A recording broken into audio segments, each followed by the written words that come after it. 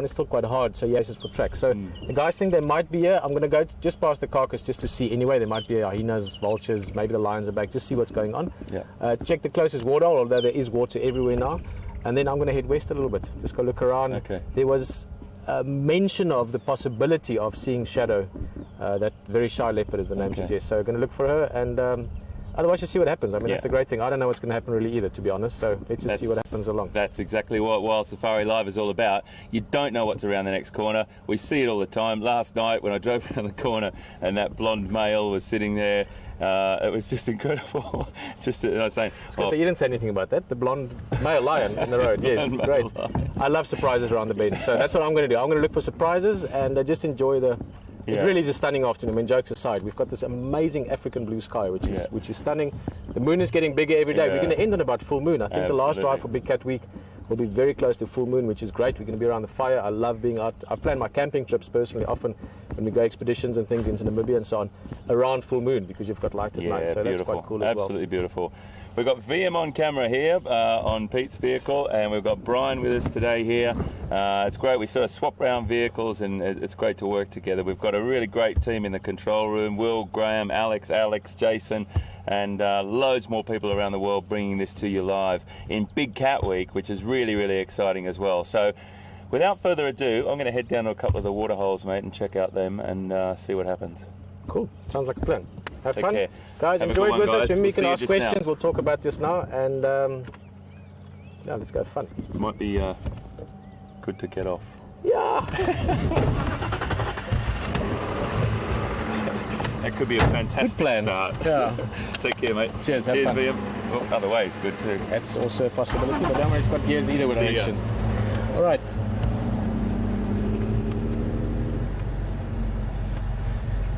Okay, let me just get my comms on. Yeah, guys, I mean, jokes aside, I do like to be a bit light-hearted about all of this. I've, to give you a very brief history about it, just make sure I've got all the things up and down. Okay. VM, are you hearing Will? No. Can I just check your comms there? Because I don't plug it in. yes, that will fix it. Don't worry, Will. We sorted it out. VM was unplugged. And unlike Eric Clapton, VM works not as well if he's unplugged. So we've got sound on VM now as well. And I was just going to say that, you know, years ago when I was 18, 19, just after I spent about 8 months traveling in the States, I started guiding. My original plan was to do it for about 2 years, just to get the experience, see the wildlife, experience this adventure. And I ended up pretty much to some extent or another still being in it 20 years later or 19 years later. And always the thing for me was, and working in lodges and things, you know, along the line, people ask, don't you want to come into management and be involved in this and be involved in that? And I always just, my standard answer was always, I want to be out there looking for the lions and elephants, driving a Land Rovers. And that was always my line, and it still is. So it's very important for me to share with you that being out here first and foremost always should be for the adventure of it, the fun of it, the enjoyment of it. That's why we should be here. You know, if people are unhappy while they're on safari or on game drive, you know, they should think again. Like Led Hamilton said, big hero of mine, Led Hamilton, really nice guy as well. And you know, he said something about surfing. He said if people don't get that, they should go sit under a big tree somewhere and just think for a while. And it's a bit like this. If you don't get the enjoyment of this and the adventure of this, and that this should make you feel better, you should go sit under a big tree somewhere and just spend some time thinking, because you will find that you'll probably find that place where we need to be. So that's just my little two minutes or 5 cents worth for the afternoon. Guys, as I said just now, you can ask questions. We like you to ask questions. It's nice to have a conversation. That's what you do on game drives. That when we get to the big game, we look at them and we enjoy that. But at the same time, a lot of it is just to enjoy this together. So you can do so by emailing to questions@wildearth.tv or tweet at #SafariLive. And always nice to know where you're from, nice to know your name, and nice to know what you'd like to ask us. Or comments. Comments are also very welcome. Like you could say, Peter, since you are the guide or the ranger, you need to pay attention to what's going on around you. Like, don't drive past a whole herd of kudus looking at you. Stop and have a look at them. I like this little herd actually. We've seen them a few times on quarantine. Look at that female. She's got beautiful stripes on the side. It makes like a sort of three-pronged fork almost on the one side. She's very pregnant as well. She's going to have a kudu calf probably in the next, I don't know, week or two at the most. You typically find that your larger antelopes, kudu, waterbuck, that's the sort of the bigger ones. They tend to have the young ones slightly later in the season. Your impalas and then the wildebeest and so on a little bit earlier in the season.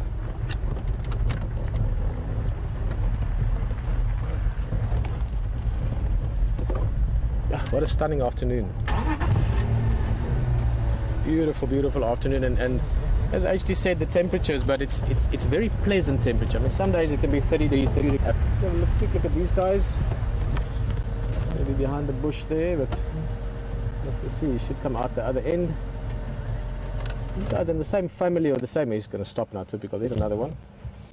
They're in the same subfamily as kudu, the ones we just looked at 10 yards back.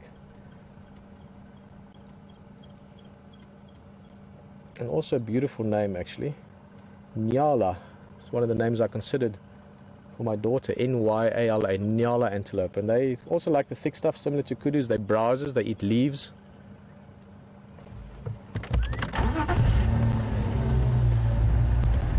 Other ones in that subfamily, some of them we do see often on the live drivers because they're so shy. They're called bushbuck.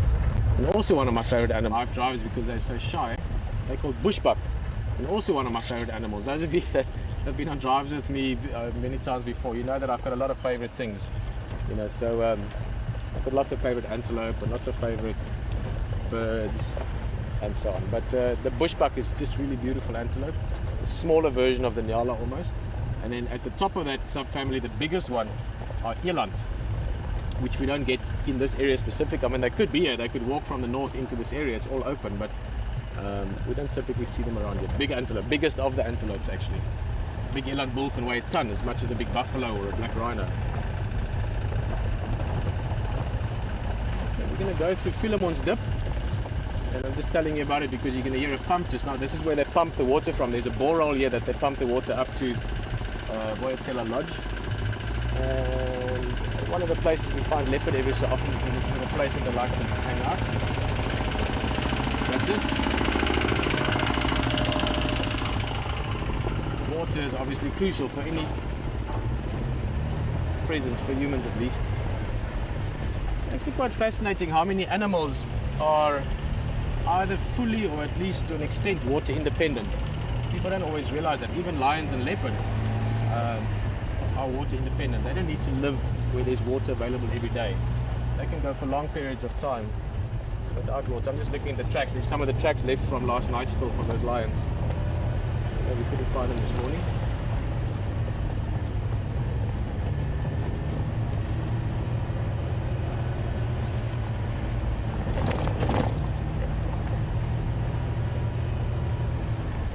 Sure, still quite bright. It's still head time. Every day now you can see things getting greener and growing from the, as I said yesterday on the drive. Two great combinations, water and sunshine. And we've had both in perfect balance the last few days, so the plants are happy. You can almost hear it growing if you listen carefully.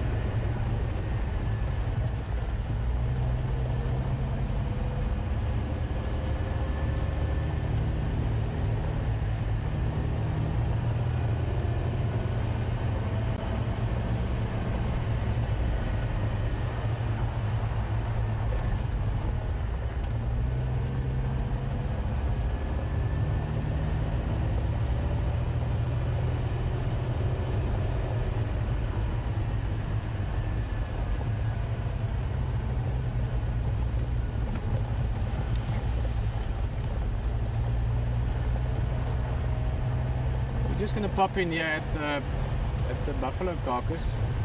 As I said, my gut feeling would tell me that they're not going to be there. I think these lions have actually just had enough of being around here. Maybe also the fact that they've killed 3 buffalo in this sort of immediate vicinity. Maybe they are also aware of the fact that other lions might arrive at some stage. Although I saw something very interesting last night, just before the end of the drive, and I mentioned it to those of you that were on drive with us. The sunset safari.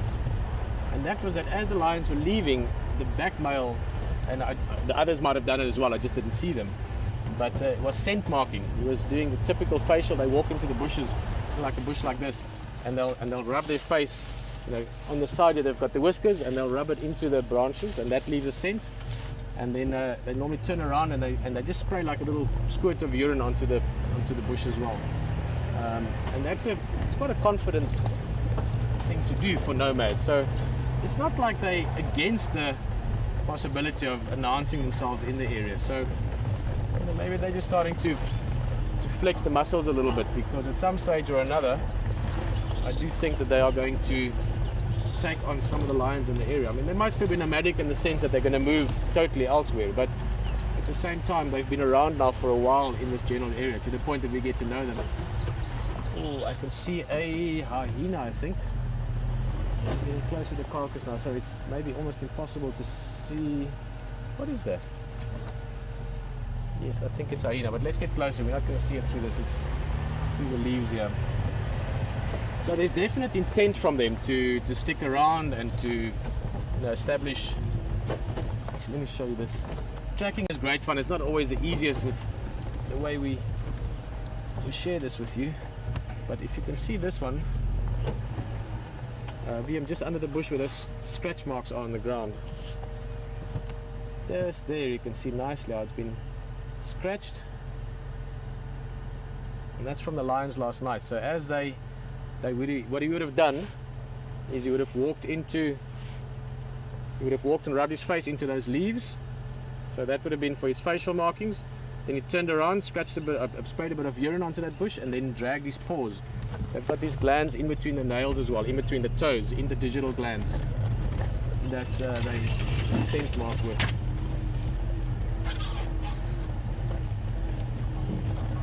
Okay, well, we're just coming up to there is the carcass. We'll see it just now. Oh, this is the long turn off. Anyway, doesn't matter. You definitely see a hyena here somewhere in the background. I know Scott saw quite a few of the hyenas this morning at the den, so obviously there's food close to their den. Where's it gone now? Gone away.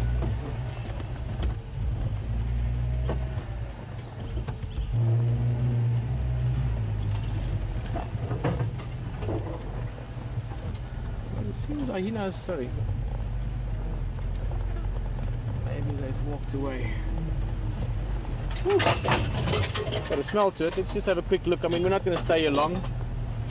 This hyena seems to have walked off now.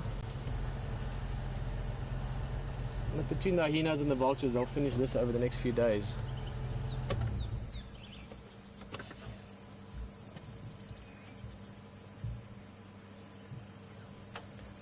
And that's quite an interesting view there. If you look at it again, you can see the white marks on it. You also see myself and VM there. Very crisp shadow outline. It shows you how clear the light is this afternoon. So yeah, there's still a bit of food left in there for hyenas. Actually quite a bit of food. A rib cage, the skin even if need be. Okay.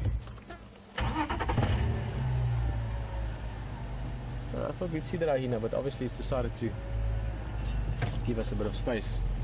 I'm not too sure about the vehicle.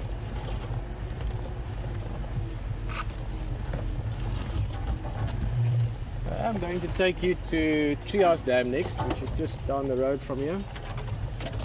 And sorry guys, I'm talking, but I want to make sure that I'm checking carefully as well.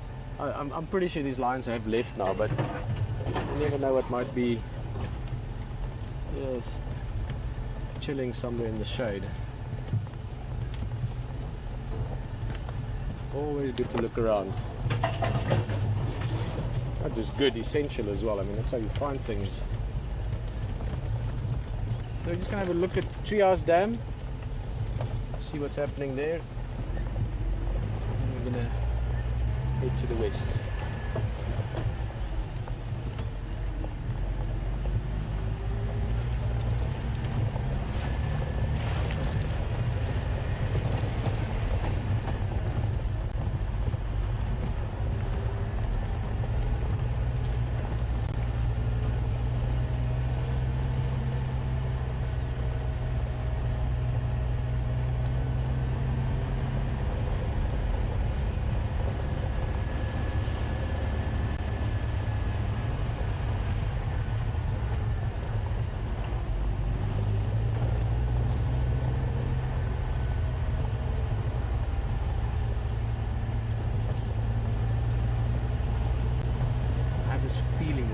surprised by something this afternoon. It feels like one of those days where we're just going to drive, talk a little bit, look around a bit. But somewhere we're going to get something surprising us.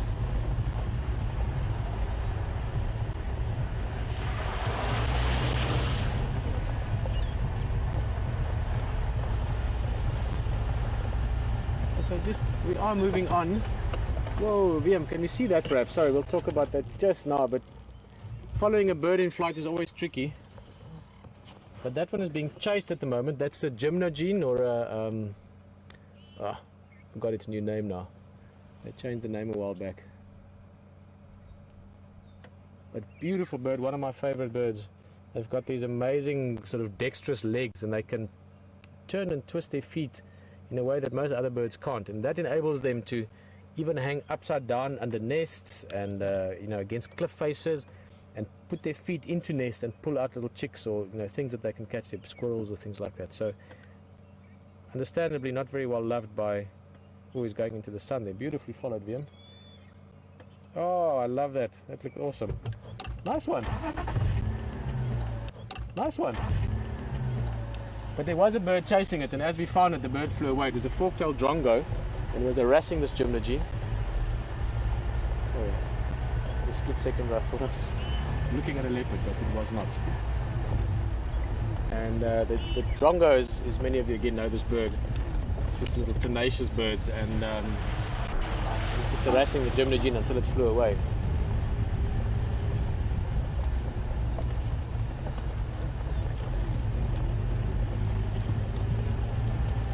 So at the carcass back there, just for those of you that missed it, there wasn't much going on. In fact, even the hyena that I saw as we approached disappeared by the time we made our way in there.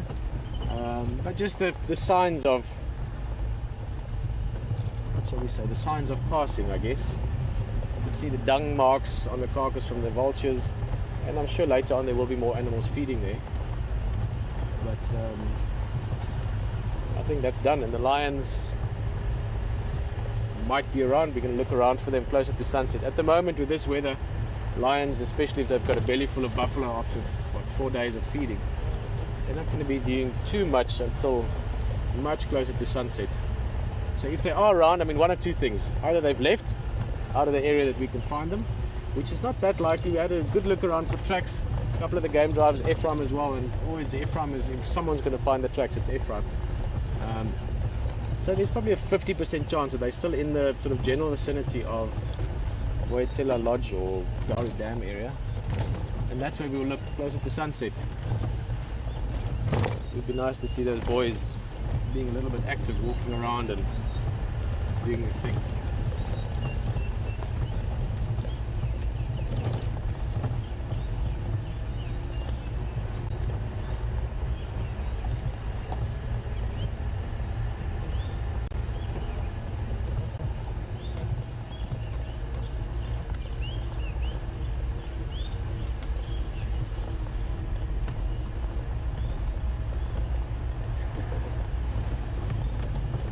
Hello, Lynn. Lynn is asking, what is the most elusive animal in the reserve? So it's one of those questions that you can answer in so many ways. Well, we're obviously going to stick to big animals. We're going to keep it sort of, you know, Jack Russell size or bigger, you know, sort of small dog or bigger. Probably pangolin. Pangolin, I would have to say, is one of the most elusive animals everywhere. I mean, I've seen a pangolin twice in my life. Yes, twice. And I know the other day, for instance, this is how I know there were one or two people wondering about the second buffalo kill. That kill was actually seen by Texan and his guest Lex S, the guy that I mentioned. They were right on the other side of the reserve, looking at lions or something, and they got a radio call from Neil Ponting, who's one of the landowners here, and they said they've got a pangolin, and it was in Philemon's Dip, there where we just drove past the pump house. And Lex and them, now Lex has done this for, I don't know, 30 years. Guided in, you know, everything from Londolozi to East Africa and all over. He's a great photographer. And they said immediately, let's hit the road. And they traveled all the way to come see the pangolin. because most of these guests who'd also been here many times have never seen that. And en route to that, they bumped into the lions, and yeah, the ensuing drama. And that's not the third kill, the one that we saw live. It was the second one, the buffalo that we just visited. So it's been an incredible run for that. But most elusive ones, so probably pangolin, civets can be very elusive. Most reserves, you would have to say leopard. You know, when you think of the obvious big animals. I mean, we're just very spoiled in the Sabi Sands that it's some of the best leopard viewing in the world.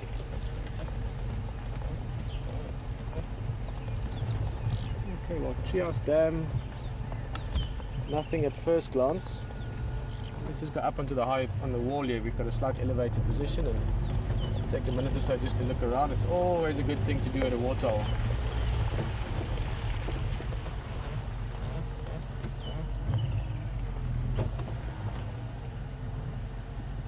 Not like that view.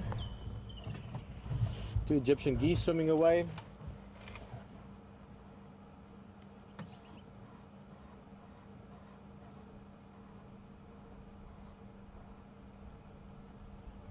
They'll be nesting here as well. Well, not here. Geese normally nest some distance away from the waterhole, and then when the goslings are hatched, they jump out of the nest after, I mean, not straight away, but a little bit later, and then they walk to the water, and they raise them around the water, but they don't actually nest on or next to the water. They nest some distance away. Flicker the tail and dry again.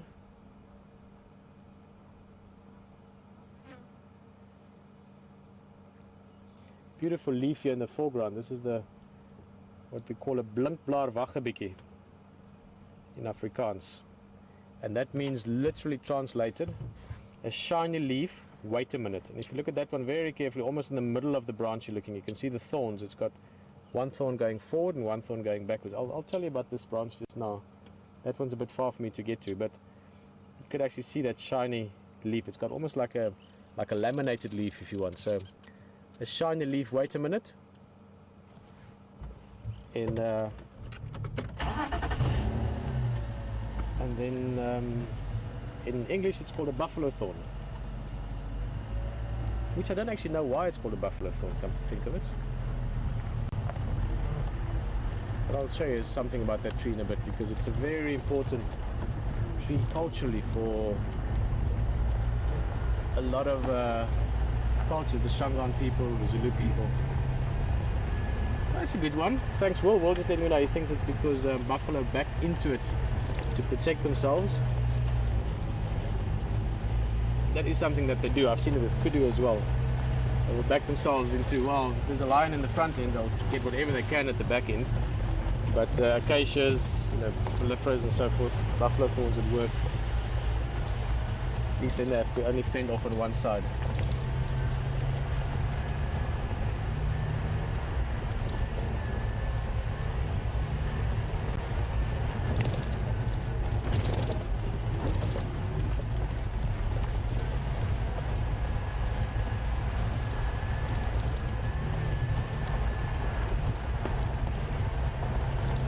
We're going to slowly move along.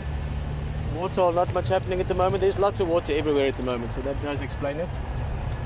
So your big animals, buffalo, elephant, we'll still use the bigger water. So we are going to head west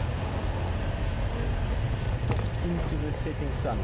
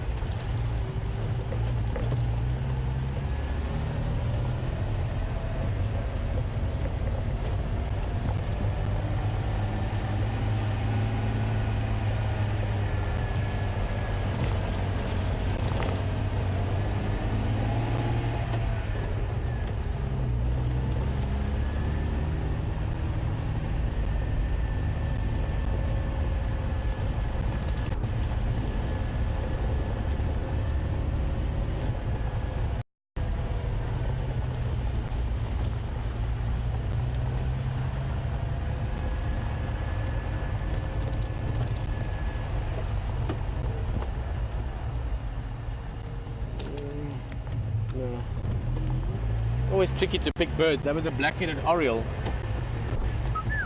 That call. but it was quite close, and normally when they're that close they fly off, which they did before we could have a look. So close but no cigar.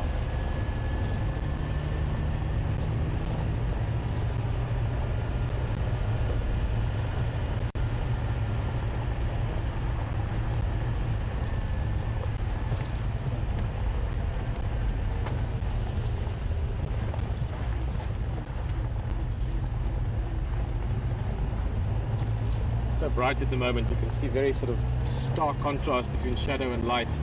This is because we have this very, very clear sky. I was just thinking, for some reason it popped into my mind, but lions have got great adaptation for light conditions. Obviously for night vision they've got much better eyesight than we do. You've got your cones and rods, which are the two elements to the eye that sort of helps with seeing colors and picking up light.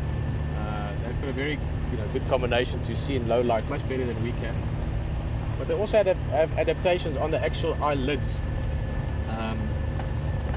And I know especially in American football, I think some of the players do that sometimes. They black out the bottom parts, sort of the lower parts of the eyelids.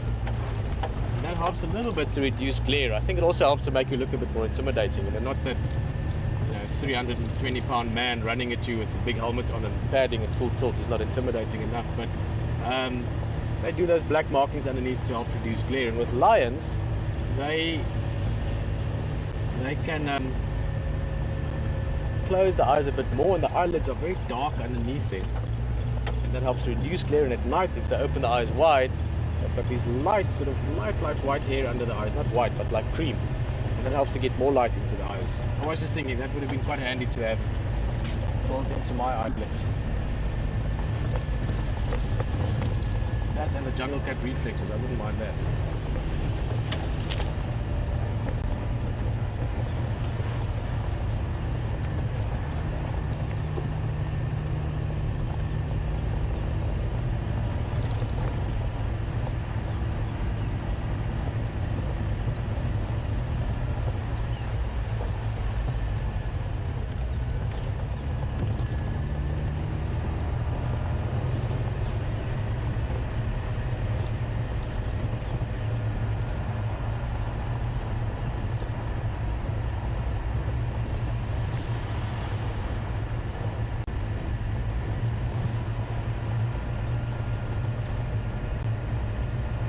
Wow, we can next up for a view up ahead here. I think we've driven a little bit, not much has happened. I think this will be one of those days where we must just enjoy the beauty of the landscape, and then as we get sort of late into the afternoon, as it cools down, we'll find that the activity of wildlife picks up. So speaking of enjoying views, let me give you a bit of a view here.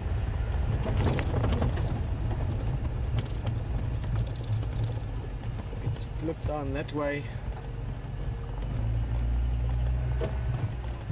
See some mountains in the distance. That's part of the escarpment. We always just basically that horizon there. We often look at the Blyder River Canyon area, which is slightly more to the west of where we're looking now.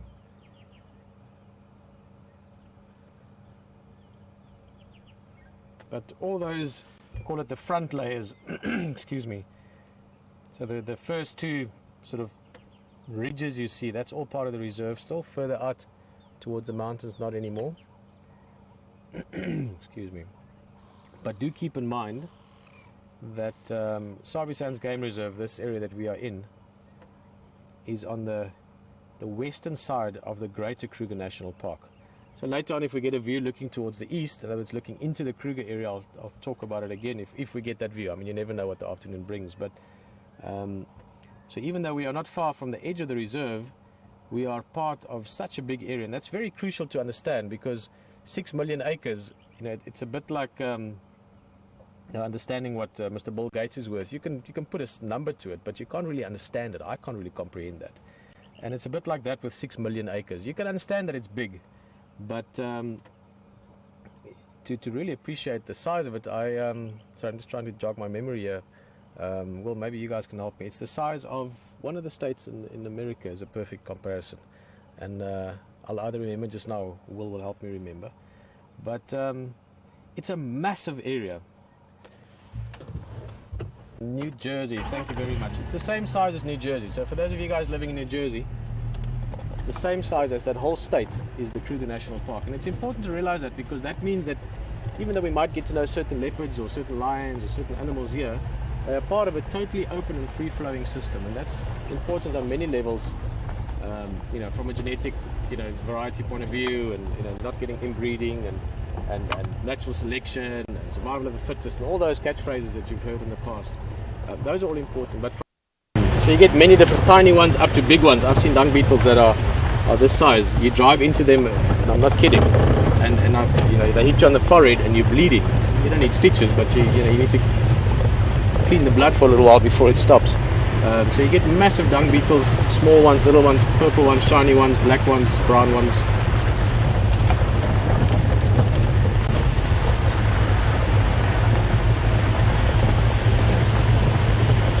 And the last quick thing, because I met the director of the Jocko the Bushveld movies the other day, Duncan, fantastic guy, who was here just with Lex and them. And if you're into literature, for those of you that collect books, one of the classic books of Africa is Jocko the Bushveld, the story of this dog that was in this area, actually, in the Lowvelds in Kruger. It's a brilliant story. And the early editions of the book, they've got pictures and they're little drawings. And the very early editions, it's got the dung beetle pushing the ball like this, on his back legs, pushing it with his front legs. And later on it was corrected. This is one of those little trivial things which I always thought is fascinating. So if you ever find a Jocko the Bushveld early print, and the dung beetle pushing the ball is pushing it like this, grab it, because that's quite a valuable book. Quite a nice book to collect. I mean, most people collect books for the emotional value rather than the financial value of them.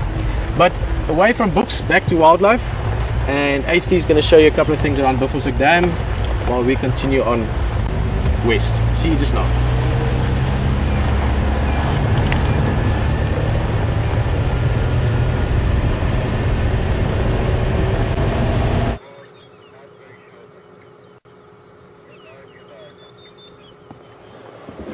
Folks, apologies for that audio glitch there. Sometimes these little tiny hiccups occur with the topography that we go through, but as you can imagine, broadcasting live from the middle of the bush in Africa can just sometimes have its little hiccups like that. We've just stopped at this beautiful waterhole here called Buffelshoek Dam, and there's some beautiful hippo activity here. When I say beautiful, I mean there's a couple of the youngsters in here that are very, very cute. Have a look at this guy over in the middle. He hasn't quite got his courage up yet to pull his head out. There he is in the middle there. He's just pulling his head up out of the water for a couple of little breaths. He should come up quite soon.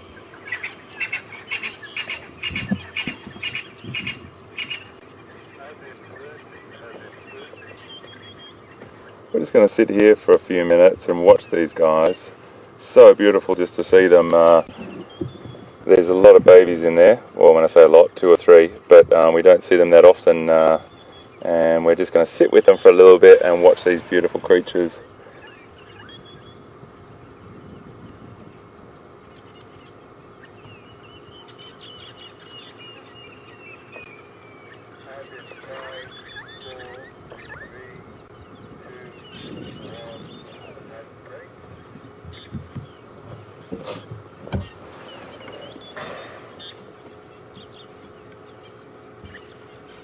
I wouldn't mind being a hippo right now, actually. It definitely feels hotter than 32 degrees Celsius, 85 Fahrenheit. It feels much warmer than that. The sun is baking here at the moment, and those hippos definitely are enjoying that cool water.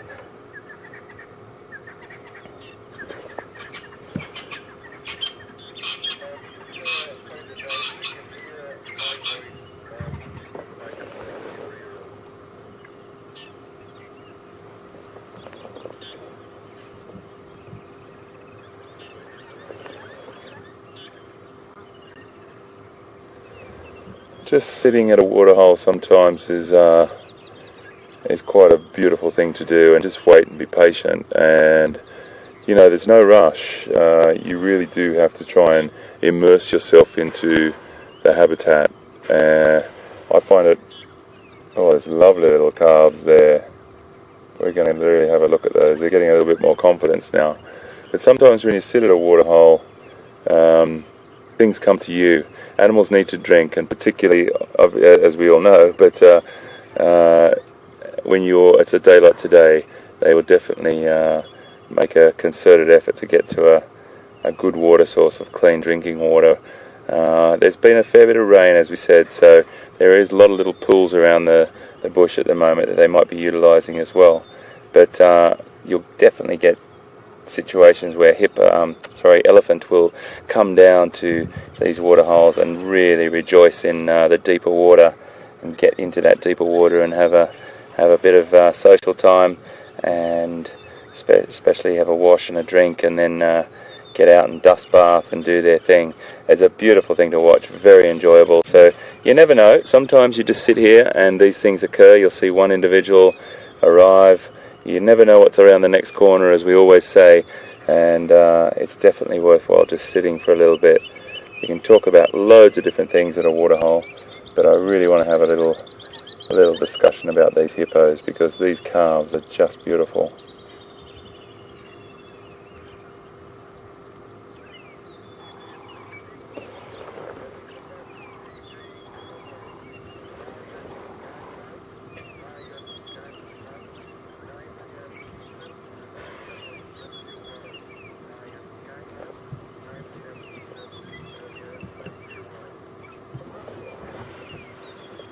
Very relaxing.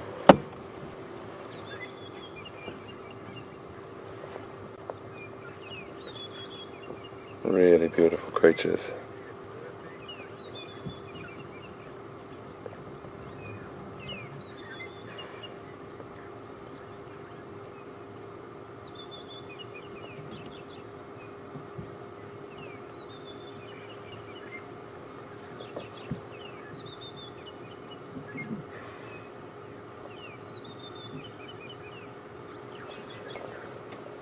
Just scanning around the bush with my binoculars here.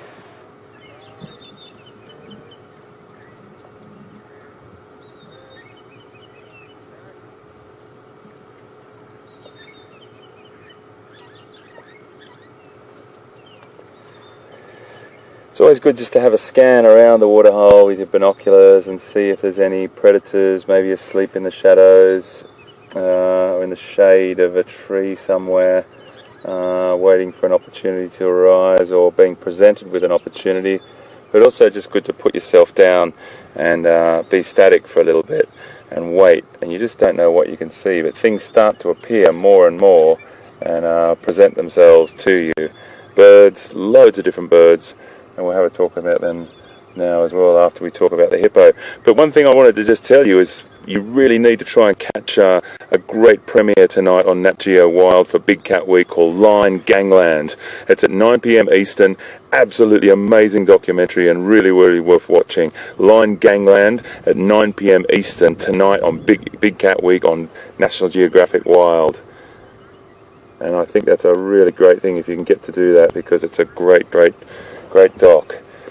We've got ourselves some hippos here, and you can see just on the back of that bull, he's got a reasonable injury there. It's actually could be, I'm just not sure if that's his mum or not. Might be I think it's the bull, but just being skirted there by a youngster. I'm not sure. It's really hard to tell. You just got to see the size of the head and the prominence of the head.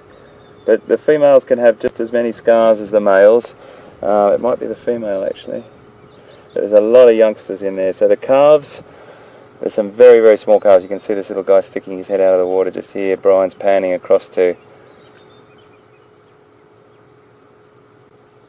Just popping their heads up.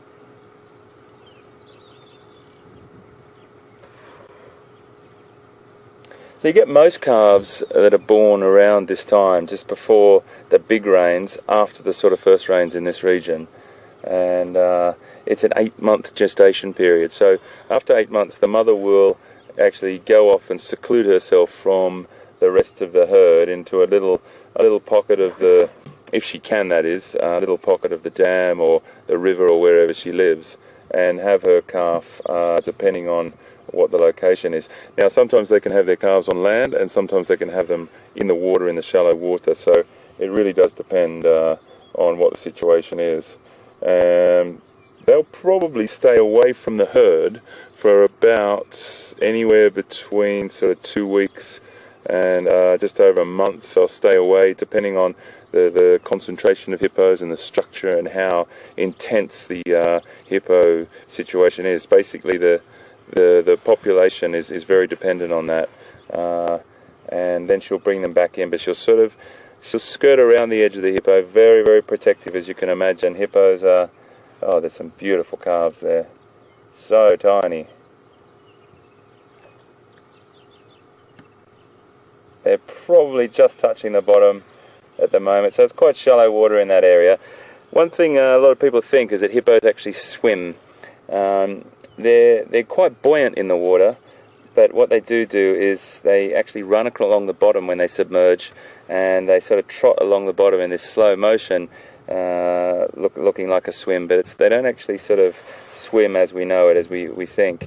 So they're probably just touching the bottom there. The babies may also be just standing on the mothers or leaning on the mothers.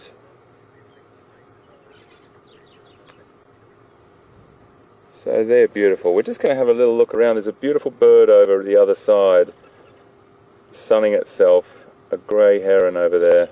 It's quite a ways off, but it's a beautiful bird to have a look at.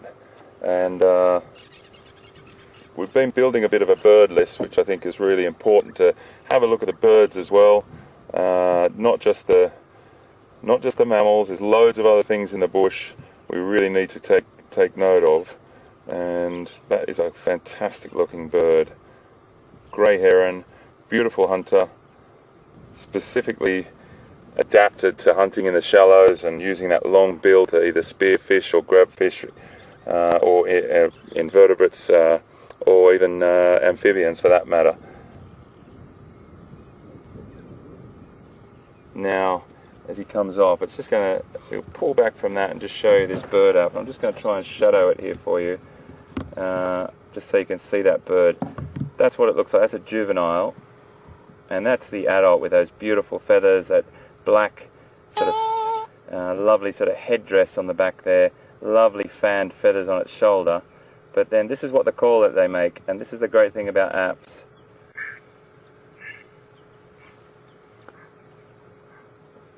If I can turn that up a little bit, it might be a bit of a help.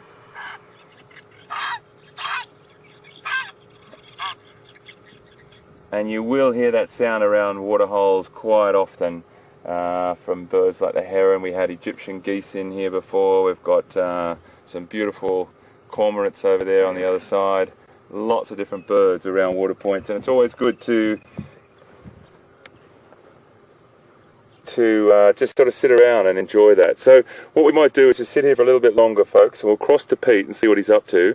And if I see anything arrive here in the next couple of minutes, I'll come back to you. Otherwise, we'll move on. Let's cross to Pete and see what he's up to.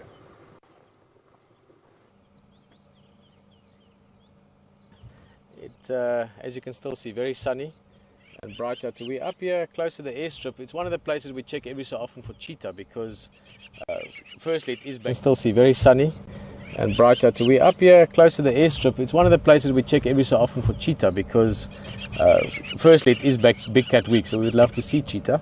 And cheetah, they're not so common in this area because it is quite thick bush. Sorry, these are the crowned plovers or lapwings making noise here in the background. We'll try and see them just now, but no cheetah unfortunately, or yet, you never know. But this is one of the areas we see them in. But we did spot a little guy, one of my favorite animals, just over there, and we're going to sneak our way in closer. We're sort of just letting him get used to us a bit, so hopefully we can get a really good look at him just now, or her. There's a pair of them that live around here.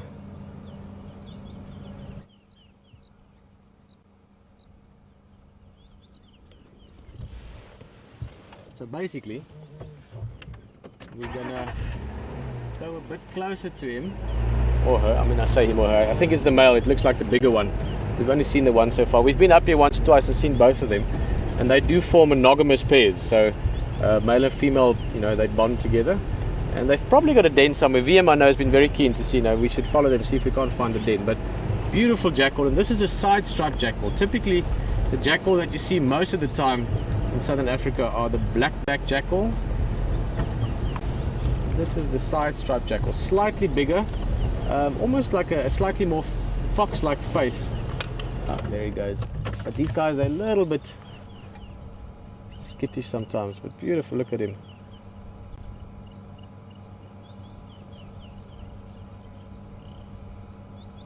And in many ways, you know, even in terms of the niches they occupy, you can compare this to a fox or to a coyote or a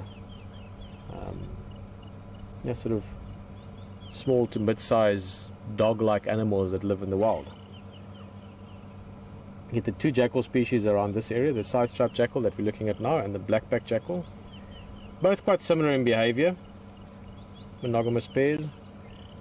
And I love that in Afrikaans, which is my first language, English is a second language, we describe that what you're looking at now as a jakkalsdraffie, a jackal trot. And they can do that for a long time. You can just cover ground like that, just jogging along, and it's a great way for them to find food. Oh, there's the other one. Look in the foreground. There we go, just in the bottom of him. There in the shade.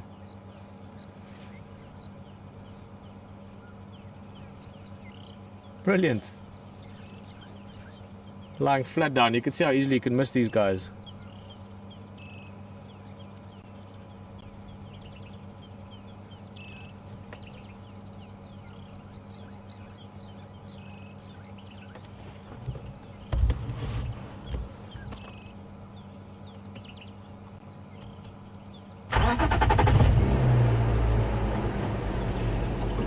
Okay, well, I think we're going to leave these guys. They seem to be relaxing in the shade, so let's leave them be. We're going to have a little drive over towards Buffalo Pan, a bit of water behind us here.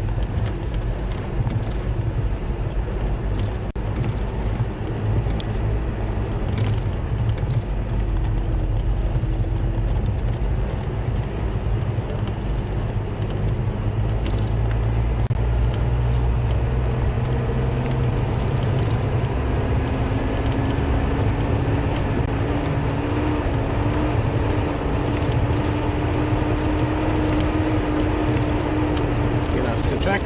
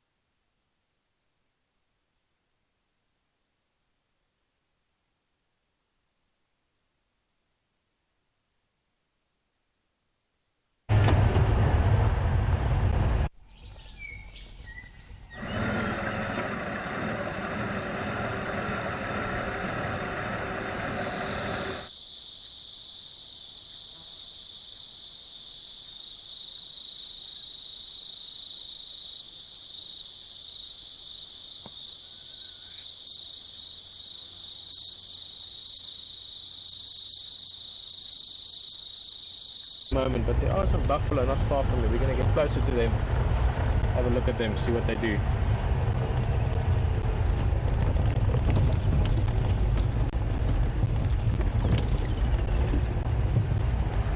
It's one of my favorite sort of small waterholes. It's just a very picturesque setting, the dead tree, the shape of the water.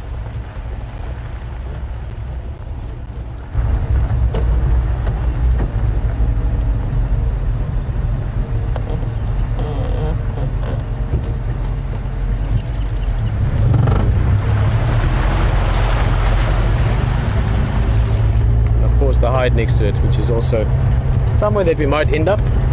It's one of our places we can go if it's raining. Go sit there and have a look around. Buffalo! Buffalo!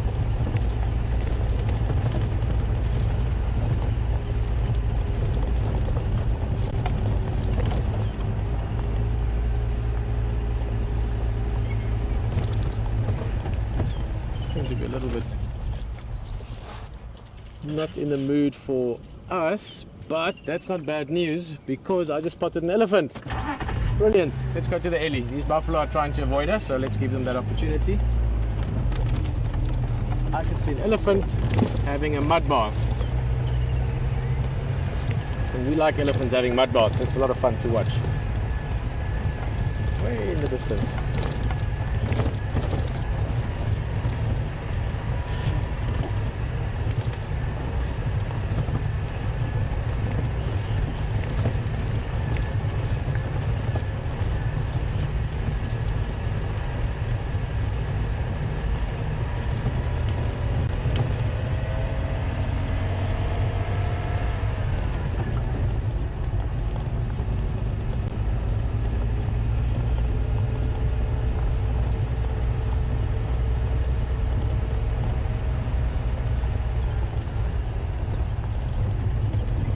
So nice.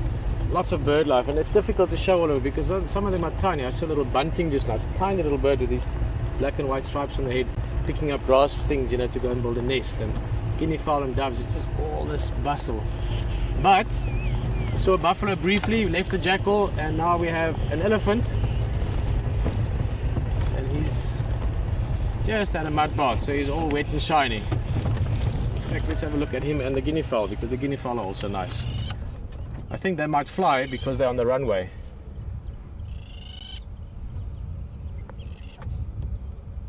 There's the ellie.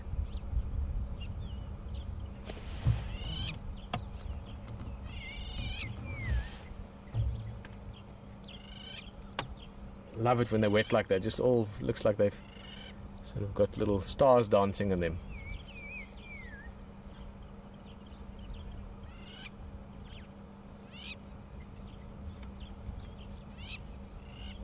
Not a very old bull. In fact, I would have guessed that there might be one or two other bachelors around, but not impossible. Behind him there's quite a lot of thickets that might have a few elephants in them and we won't see them. But he might also be by himself. I'm guessing him at around 16, 17 years old.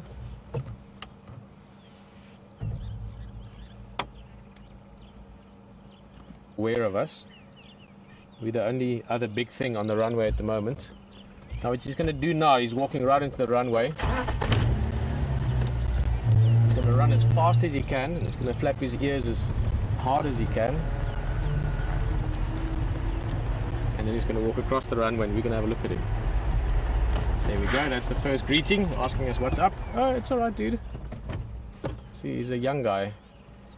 So his bark and his bite differ from each other. That's the windsock on the back, just in case you're wondering what that is. This is for the aeroplanes that they're flying in. There's two very important things for an aeroplane when they fly into the bush. Well, three. The first is a runway. The second is a windsock, so they know the direction of the wind. And the third thing, and that's done by the vehicles that come and fetch the guests, they have to check the runways. I've personally, on this runway, chased off various things, including cheetah and zebra, to, not chased off, but politely asked to move along those animals so that the aeroplanes could come and land. Let's stick with this guy a bit. He did have a bit of sort of curiosity about us, but he is by himself. He is a youngster. He's only been separate from the herd probably 2 years or 3 years at the most. So I don't want to, not going to bother him if he seems a bit shy, but I get a feeling that he's maybe a bit curious about us as well. So let's give him the opportunity to investigate us, and hopefully we can get the opportunity to do the same with this ellie. I'm going to go around a little bit.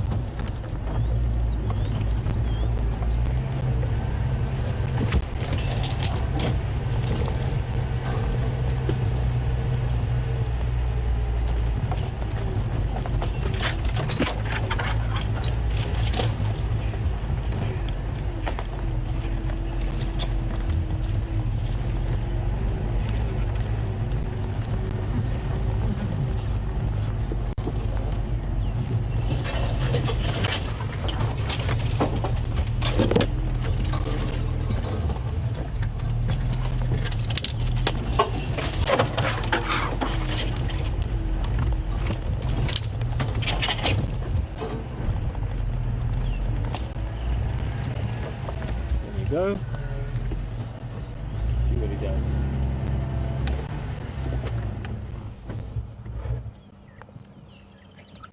See the ears up.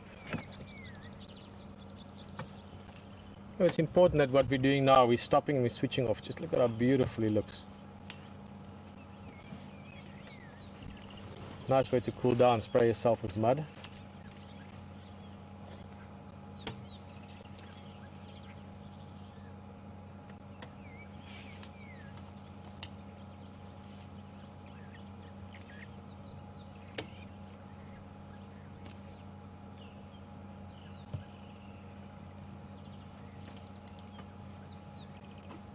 Let's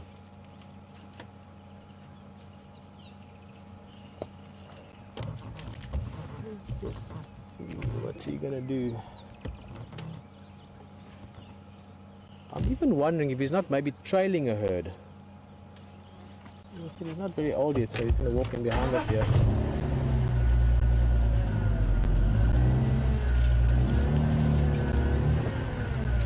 Hey, mister. Alright.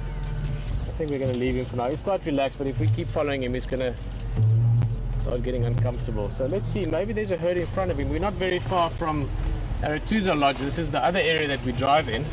This is the runway that we've been next to now. And I've got a nice big waterhole in front of the camp. We'll have a look around the area, but maybe we can catch. Maybe there's a breeding herd in the area. You know, a herd that he's trailing behind.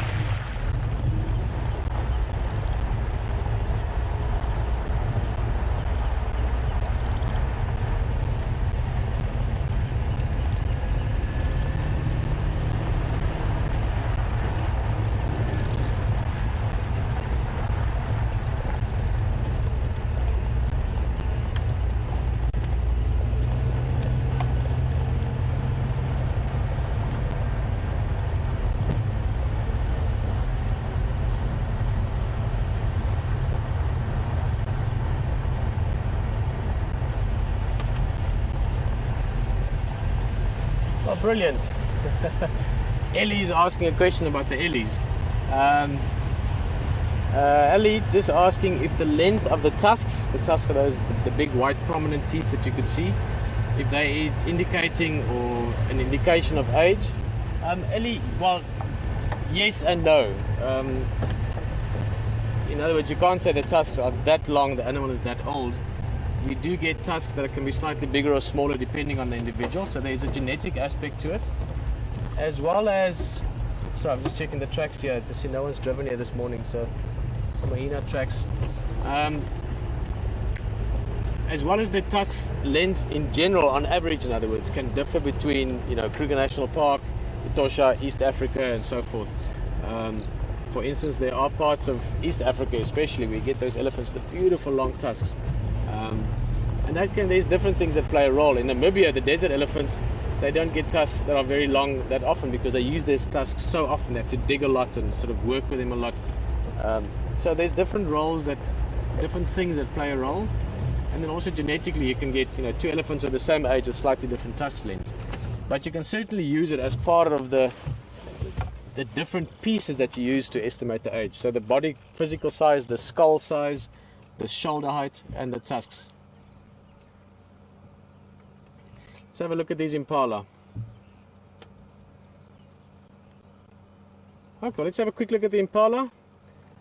A couple of lambs here just shaking their heads, and then we're going to go back to HT. He's got some hippos again, and we're going to continue on and see what's down at the big waterhole here by Arathusa Lodge. So we'll see you back here in a bit. Well, folks, we've come over to another dam here called Vaiatela Dam on Djuma, and there's even more hippo over here. There's about 11 individuals in here at the moment. A couple of youngsters, not as young as the ones we just saw, but they're frolicking around here, having a bit of a play and just sort of sparring with each other at the moment. And they're coming quite close to us, quite inquisitive, and then they sort of disappear.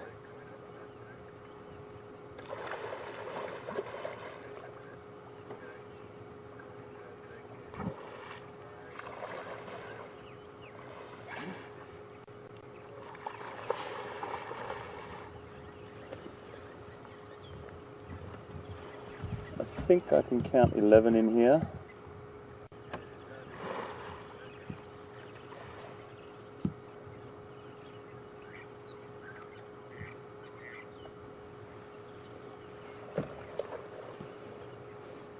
A lovely little bit of interaction going on here at the moment with these youngsters.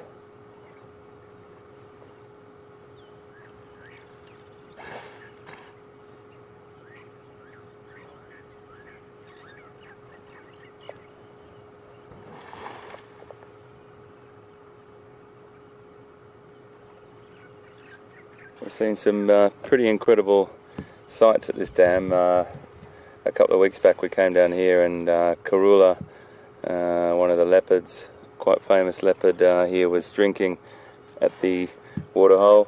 We've had numerous elephant encounters down here with buffalo, and amazing. It's a beautiful place and a really great spot to come and see. There's always going to be a hippo here of some description, either the bull or one of the cows.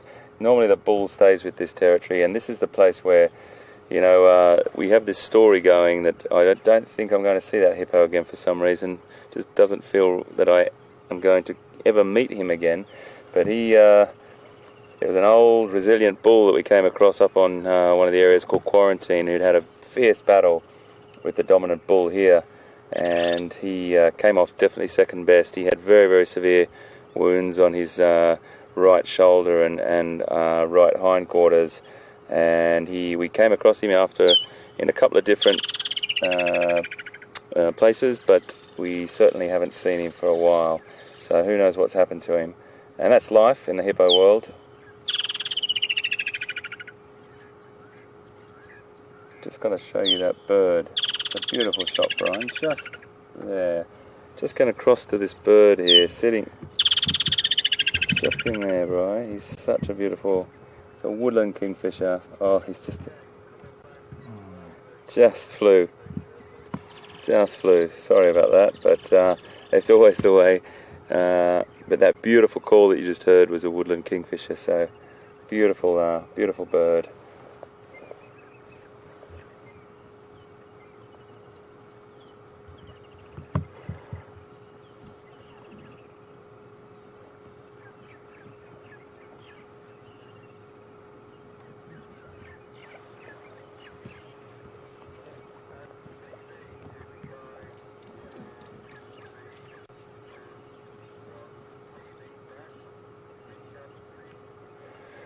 So coming from the other dam to this dam, I'm not sure where all these hippos have come from. There's a couple of different dams that are close by, and hippos will walk considerable distances at night grazing.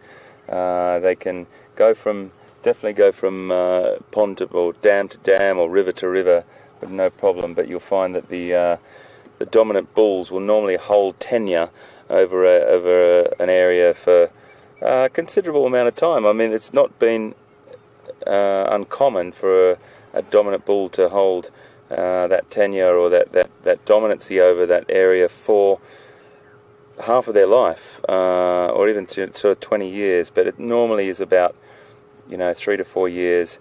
And in a river where there's a great concentration of hippos, that area will be very, very small. It will only be like 100 yards or sort of 300 feet type of thing.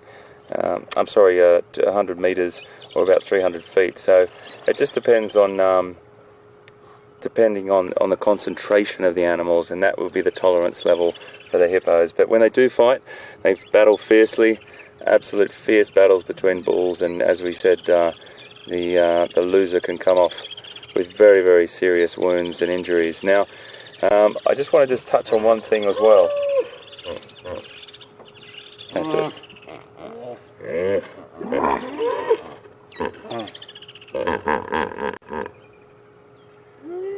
Isn't that fantastic? That is a very beautiful vocalization that Africa is famous for, folks.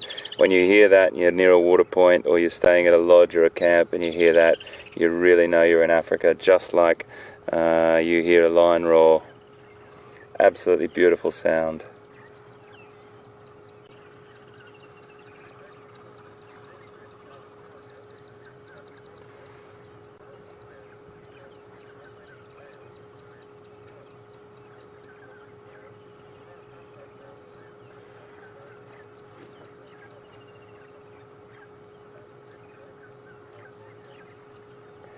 We just got an email from Linda in California. Hi Linda, and welcome aboard. Fantastic to have you with us from your beautiful part of the world as well.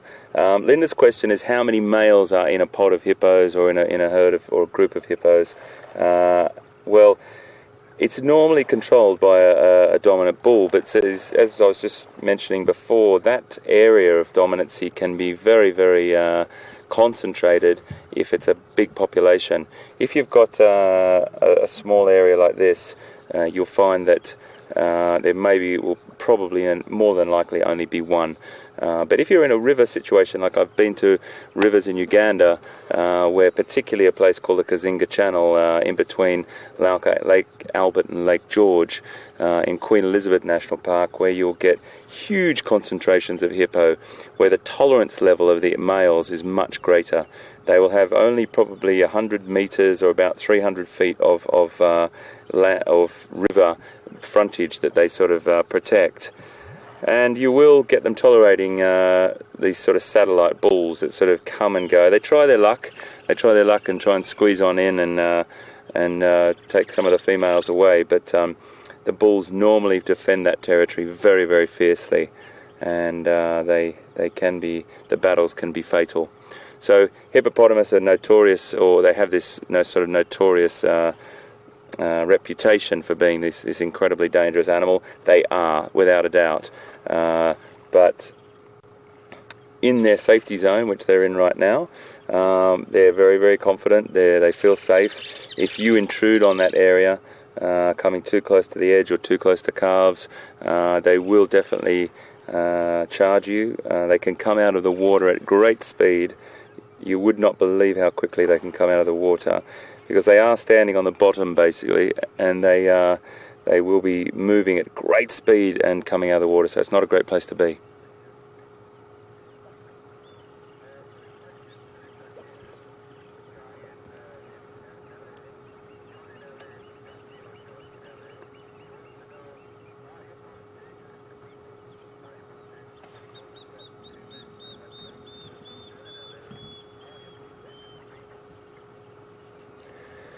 So we just got a question from John in Los Angeles, and hi John, welcome aboard. Fantastic to have you as well on this incredible experience with us here live in Djuma Game Reserve in Sabi Sands in South Africa. It's a great pleasure to talk to everyone, but it's just great to have questions coming from around the world. And John, your question is, are hippos dangerous to people? Well, following on from that little sort of part that I just talked about, absolutely 100%. You need to know the potential dangers of all animals when you're out in the bush, and never get complacent. These are not animals that are behind any sort of enclosure in a zoo or in a drive-through wildlife park or something like that. As are all those animals in zoos around the world. They're just as dangerous, and probably more dangerous at that, because they don't have a fear or a fight or flight sort of zone from humans. John, one of the most difficult things for local populations living with animals outside of game reserves is that there's a human-animal conflict situation that can come on, and that will be because human beings are utilising the same resources as animals. So when people come down to a waterhole like this to get water to maybe take home to boil and drink, or whatever it may be from a river, they'll come down normally early in the morning, and what happens then is when they're travelling back to their village or to their community, hippopotamus are coming back to the water, and that is the crucial time that there's the biggest danger. When you're in between a hippo and the water, you're basically in between that hippo's safe zone, so that's when normally the fatalities occur, and situations are really, really difficult. So most communities know that, but you always get the slip-ups because they make these fantastic little pathways out of the water as well that human beings have a tendency to fall onto and just think that they're great ways down to the water's edge, but you can come across a hippo on your way back from the water point. So very, very dangerous, incredibly agile as well for their size and shape, and you really do have to take care when you're around these animals and have great respect, as you should always. But yeah, very, very dangerous animals, and need to give them a wide berth whenever you're in their vicinity.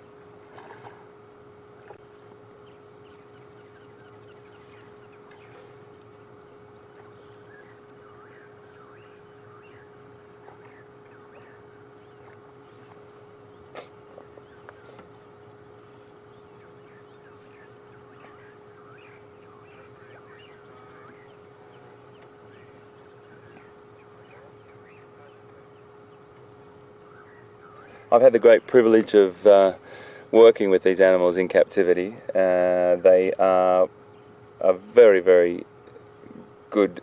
Well, when they're in captivity, you've got obviously a little bit of a situation where you can condition the animals to your presence. You don't have those sort of problems that I was just talking about most of the time, but you still have to have great respect. They can live to ripe old ages of like into their 40s, particularly in captivity. Most longevity is a little bit greater than in the wild. And I worked with 2 hippos for many, many years, and they were very, very cool creatures to work with. And yeah, they've just got to have that little arm of respect and just make sure that you know their capabilities. That's the most important thing.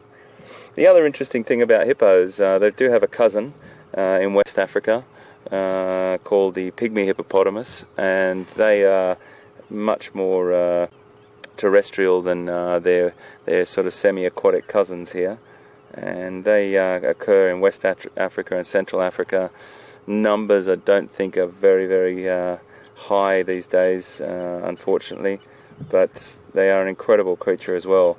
Very, very different looking, still resembling hippos, of course, the same sort of shape, etc., but because they're more terrestrial, they spend more time on the land, in forests, in the tropical rainforests. They have adapted.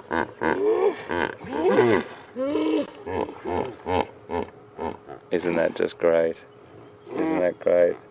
They have adaptations. Their eyes are on the sides of their head, and you have a look at the hippos here. Their eyes are right on the top of their head with their ears, and they've got slightly longer legs than these common hippopotamus, and they're much, much smaller. A hugely different size shaped animal.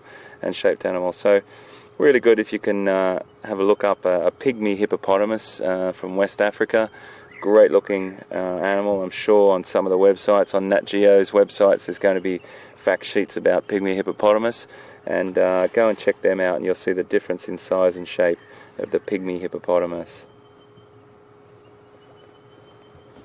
Just having a little drink here, folks. It's a little bit warm and dry.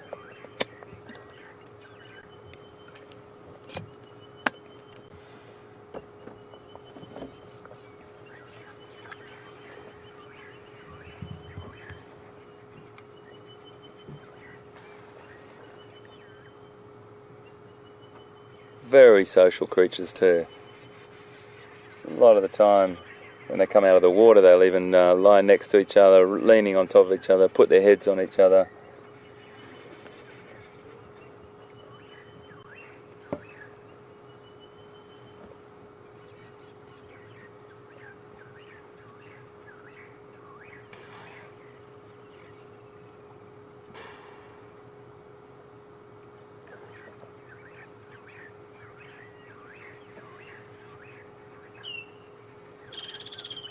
Beautiful, beautiful setting here. Absolutely magic.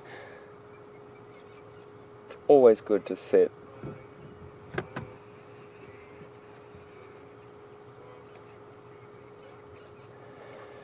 So we're probably going to move on from here, folks, but I just to round up and recap, hippopotamus, fascinating creatures to watch. If you can spend the time and just sort of sit by a waterhole, you can see some really beautiful behaviour.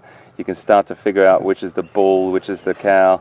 So a little bit of sorry, Brian. No, it's okay. They've stopped. There might be a little bit of a face-off here. I'm sorry. It's a little bit of a big pan there, guys. Apologies, but there was a little bit of conflict going on. It's always the way. Brian's been on that shot for the last 5 minutes, and there was a little bit of conflict. I think it's slowed down now. So they give each other great warnings as well. There's lots of posturing and mouth open behaviour towards each other. They would prefer, particularly the cows, would prefer to not have a conflict situation arise, but the mothers will definitely defend their offspring fiercely, and they won't even come, as I said earlier when we were at that other waterhole, they'll stay away from the herd anywhere up to sort of 40 days, but just depending on the concentration and what the mother decides to do. But a fascinating creature to sit and watch. They come out of the water at approximately sundown, just into the early hours of the evening, and they'll go off and graze through the night and then come back. But we did see some really interesting behaviour earlier on the waterhole camera, where 2 hippos were out of the water at about 3 o'clock in the afternoon. So there's always exceptions to the rules, folks. And I'm going to cross over to Pete and see what he's up to, and we will see what's around the next corner. We'll check you just now.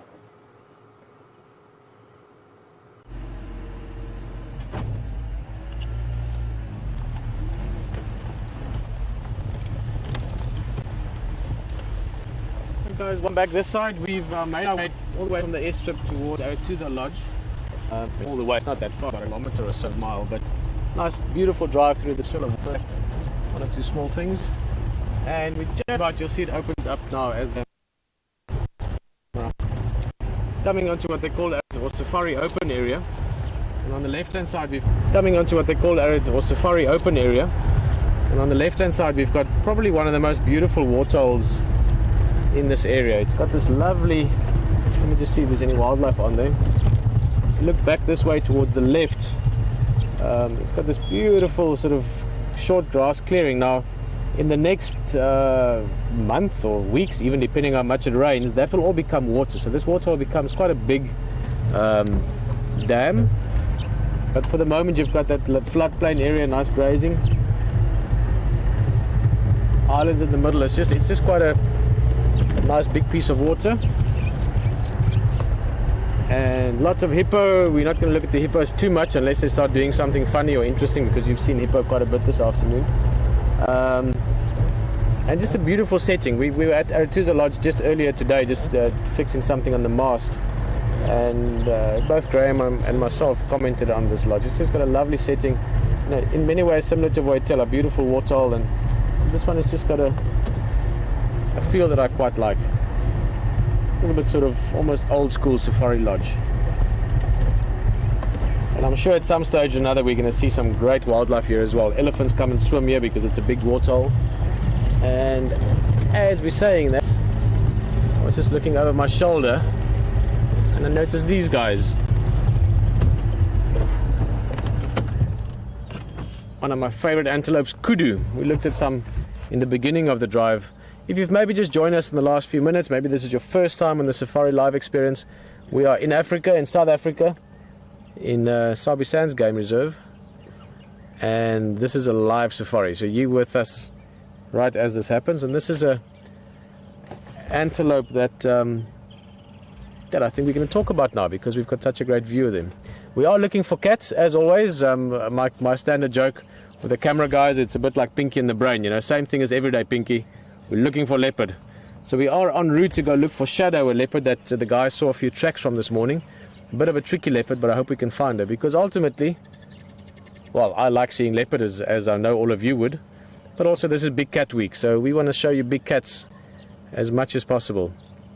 But one should never get caught up just in 1 or 2 things in a beautiful environment like this, because there's so much to it. There's all the wildlife, all the antelopes and all the predators and all the smaller things, the insects and the frogs that are all now coming out with the rain, and the grasses and the flowers and the bush and the sky that's perfectly blue today. We've got a waxing gibbous moon that we'll look at later. VM said we must try and get a nice shot of it later on. There's just all this to experience, and one must really remember, and I've seen this happen to people on safari, that they get so caught up in what they're not seeing that they're forgetting to enjoy and appreciate what they are seeing. Like, for instance, to see a big herd of kudu like this in the open is not something that's very typical, because kudu like being in thick bush. They are browsing animals, which means they eat leaves, unlike grazers, things like blue wildebeest that eat grass. So kudus typically live in thicker habitat, and they're coming down for a drink now, which is why they're in the open. And I know it looks like they're grazing. They're not eating grass, they're eating these little shrubs, or these little plants. It's in fact, the one that I can smell where we've driven now, I've crushed a few just driving over it, is wild basil. It smells just like basil. In fact, you can eat it as well, just like basil. Hence, wild basil. But that's what they're eating. And these guys, if you look at them, now consider that they live in thick bush most of the time. So they like the sort of more your bushveld savanna, or your thick bushveld areas. And they've got perfect adaptations for it. Firstly, long legs, very athletic. They can run fairly fast, but more importantly, they're really amazing at jumping. They can jump over a 6-foot bush without even much effort.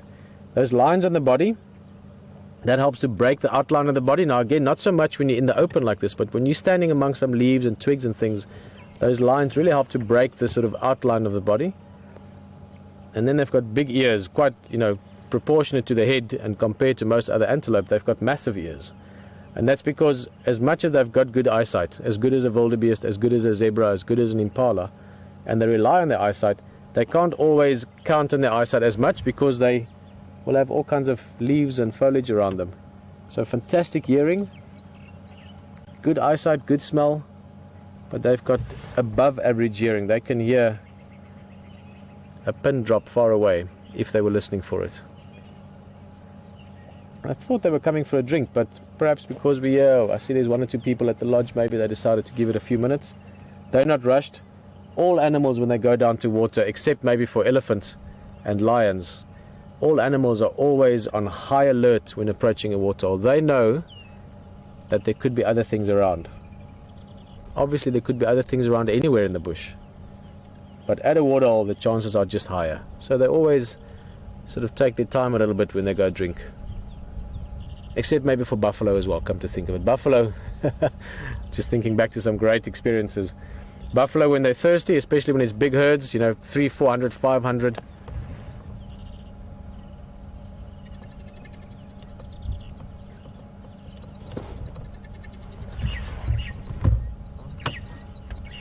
So buffalo, when they are thirsty, they can stampede down to the water. Quite spectacular clouds of dust sometimes.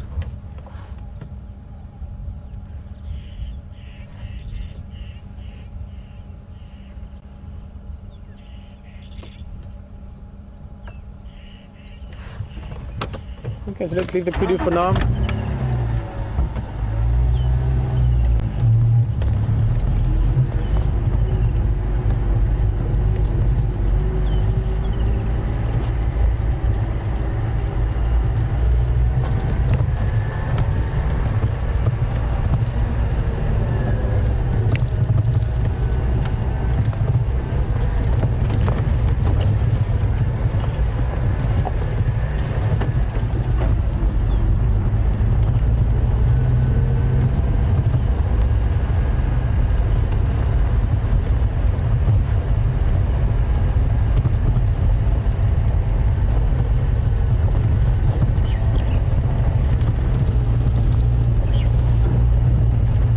Well, maybe we don't leave the kudus for now.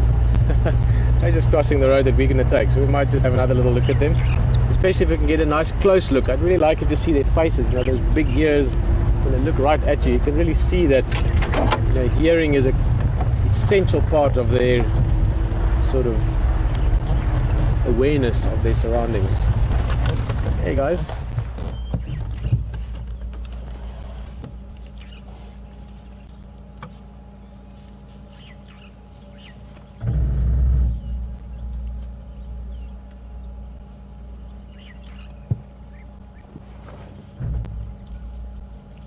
You can see them turning the head, ears always listening.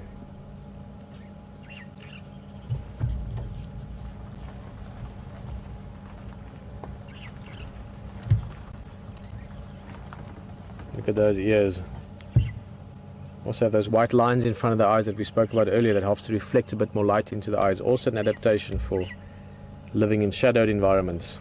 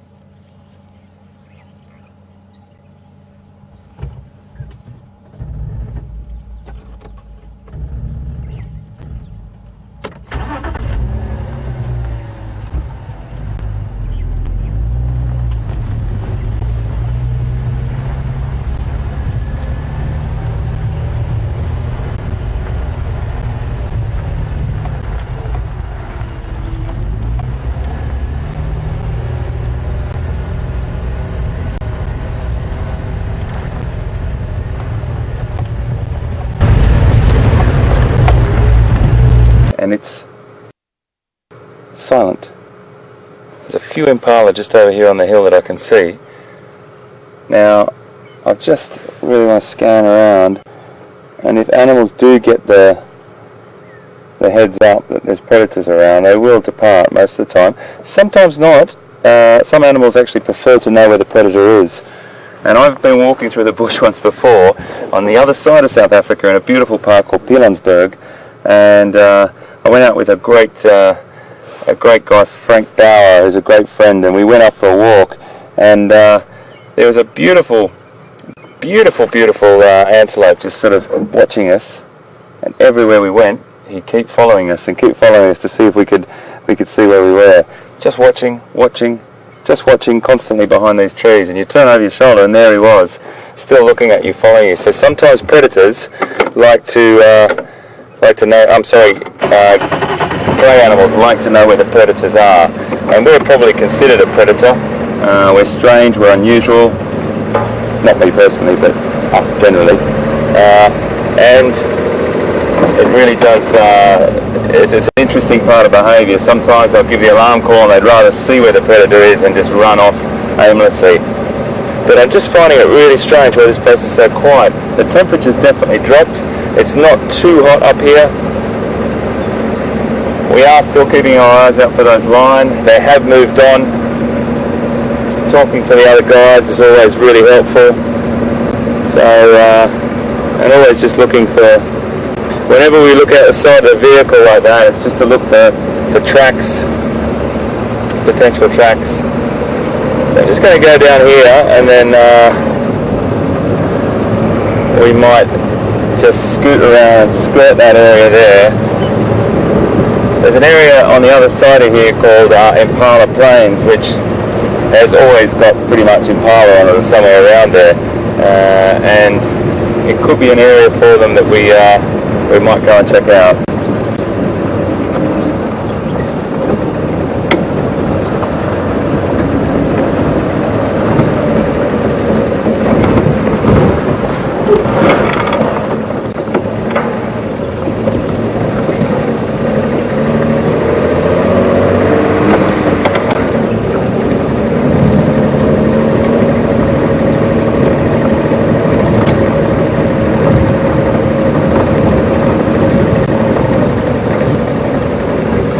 Just got a question from M.A. Kerman.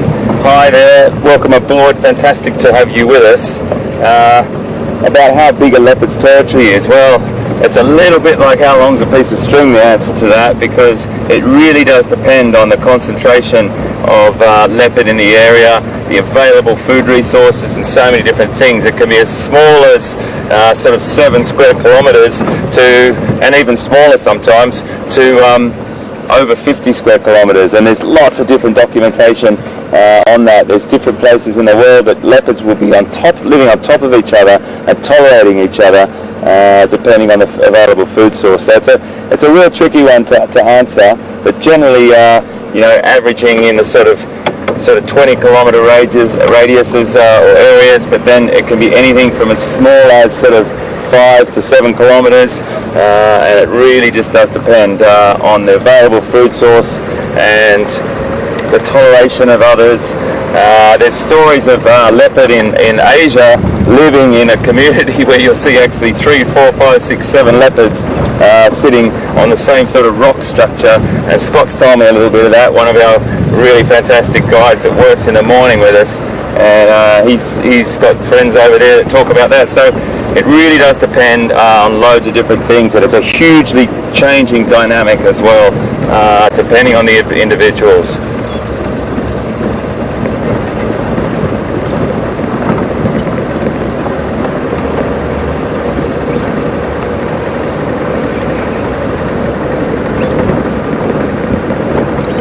Always keep our eyes up in the trees too, folks. These beautiful trees here that could have a carcass lying in it from a leopard, which they will go and hide or store up their tree and come back and get later, or could be sitting with it, but they wouldn't be far from it probably.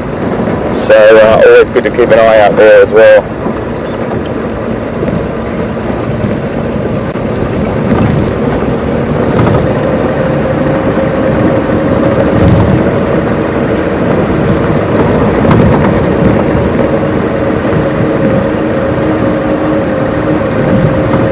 going to keep looking. We're going to keep looking, folks.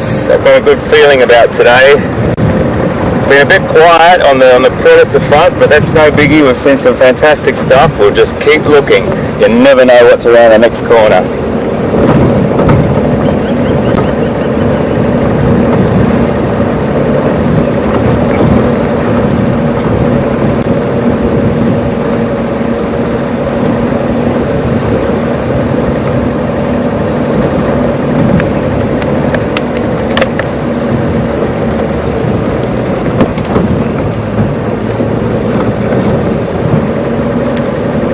Good. All good. I do love this area.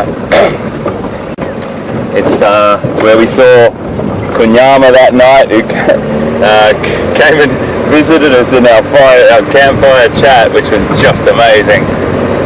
And yeah, I want to come back up here later. I love looking down at my watch and seeing that we've got over an hour and a quarter left, so the night is still young.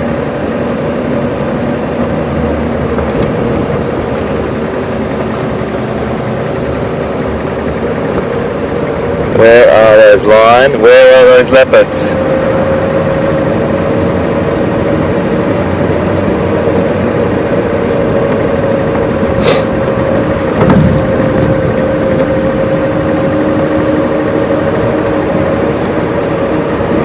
So you know, you saw those lions yesterday when we were here.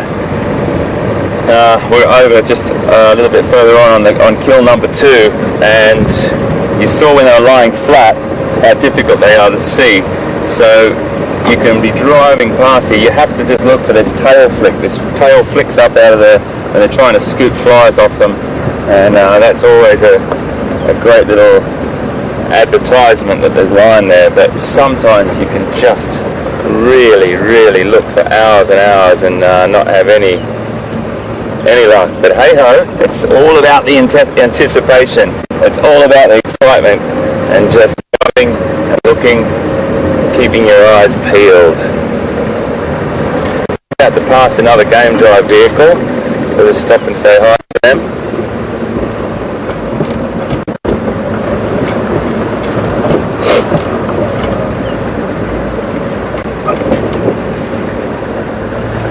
Hello mate, good to see you mate. Yeah, very well, hi folks. Yeah. Nothing, mate. Nothing. There isn't. One just came right across us here. There's a big 2-track that goes in here. Yeah. I've gone right over, right in the middle of the block, straight by monkey orange of night inside there. And then ready as well. There's here some oxpeckers going crazy inside there. So, you know, it's, yeah. Alright, let's just keep having a bit of a look around here. I'm thinking maybe Gary Dam. Guys, didn't take a look that side. We did. We just had a look over there, and there's not a lot to see, but there's a lot of hippo there, but not a great deal of spoor or anything that I saw. Yeah. But this is a really thick area just here, isn't it? Very thick. I'm thinking, I mean, there's only Marty here, but they didn't drink down here. Yeah. And they went straight across. I'm going to go take a look at Gary. Are you going to stay in this area, just having a bit of a look? Yeah, I'm going to be. It might be nice just to keep traversing this area and just keep going around. Take a look. I mean, I'm sure sooner or later, especially hot out like this, go look for Marty again somewhere. Yeah. I mean, Gary Dam is not. Yeah, we've got a webcam on there, so I'll give you a yell if we get any message.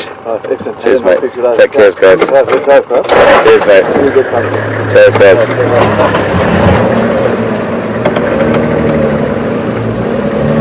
So, folks, that little exchange of information is absolutely crucial to finding animals. The guides here on these 2 reserves and the surrounding reserves are some of the best I've ever come in contact with.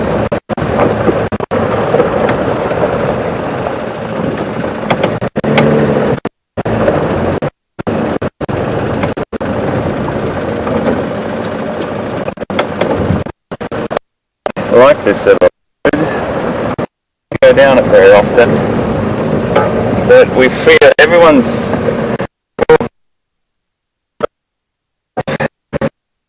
feeling. Intuition plays a huge part in this. It's really important to use your intuitive sort of your instinct. You know, scientists are doing massive sort of research at the moment, trying to map the brain and trying to figure out every single part of the brain, but there's a part in the brain that they just cannot put their finger on, and that is our intuition. Our intuition, where does it come from? What is it? What is that gut feeling? What's that instinct that we have? They can't really find what it is, and you use that a lot in the bush. You really do. You sort of have a gut feeling, oh, I'm going to go down that road. Oh, no, and I don't know what it is. I don't know what it is, but it's a great thing, and it gets you really excited. Just keep our eyes open.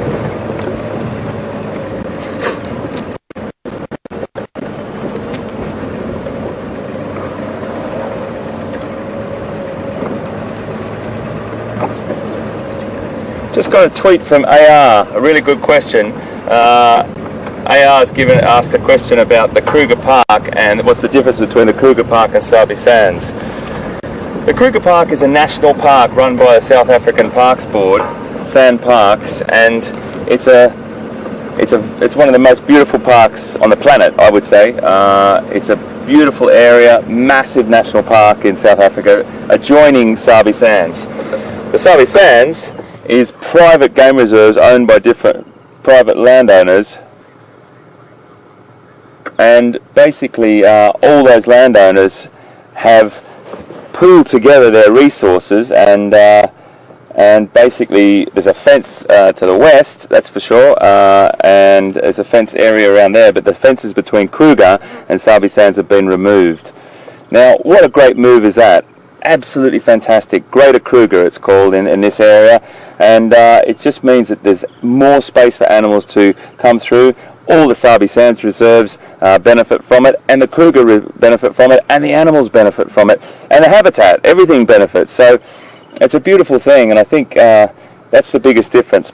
Many different private reserves that have their own private lodges. You can't come onto the Sabi Sands just as a day visitor as you can in the Kruger National Park. So it's a little bit different there.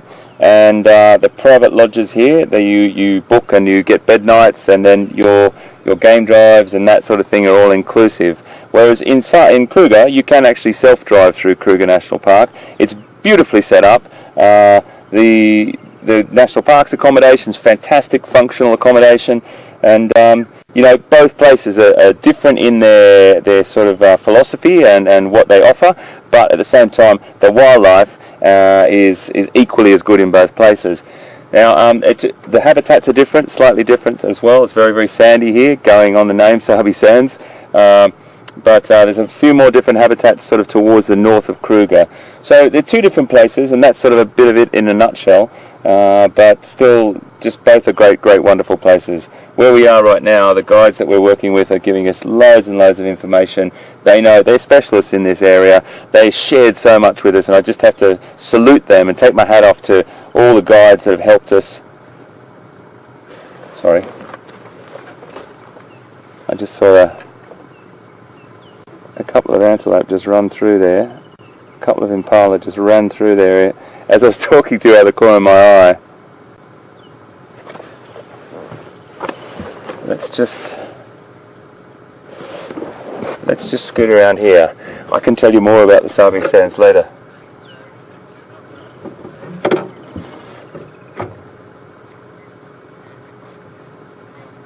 Let's just sit here for a second.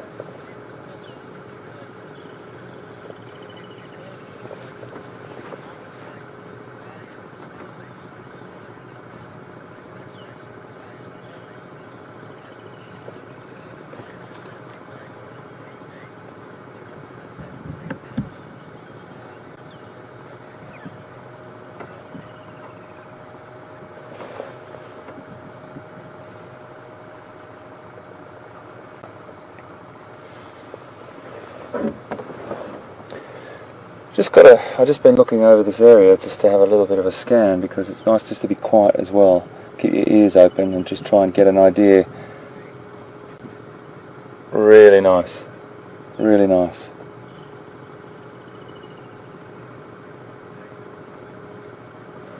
Just got another question from Summer in Chicago, and I know it's not summer in Chicago at the moment, but summer is in Chicago. Hi Summer. Absolutely wonderful city. I love your city. I've been there many times, and I've filmed several stories in and around Chicago, so fantastic, and love it to bits. Summer's question is, she's heard that lions are catching TB, and it's definitely documented, that's for sure, and lots of research and scientists are working on that at the moment. They do catch it, or where do they catch it from was your question. They do catch it from buffalo that do have bovine TB, and it's a very, very important thing that game reserves do quarantine if there's any incoming animals from outside of the greater Kruger and so on. They're quarantined for a certain amount of period of time, and become bovine TB free. But the lions seem to live with it, as far as I can gather, and what the research has said. The lions seem to live with it, and that's probably about the amount that I know on that summer. But it's really important that these checks and quarantine checks are kept in check within these beautiful national parks and game reserves that adjoin each other. But that's probably about the amount of information I can give you. But there's loads of information on that online as well, and some really fantastic scientists doing research on that.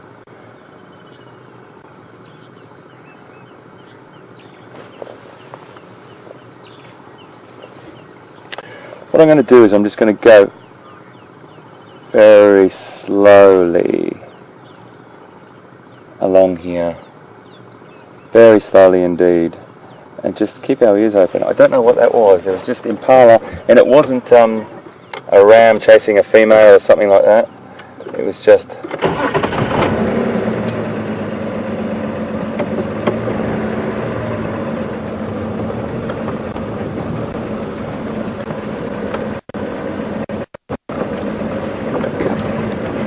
keep our eyes open, folks.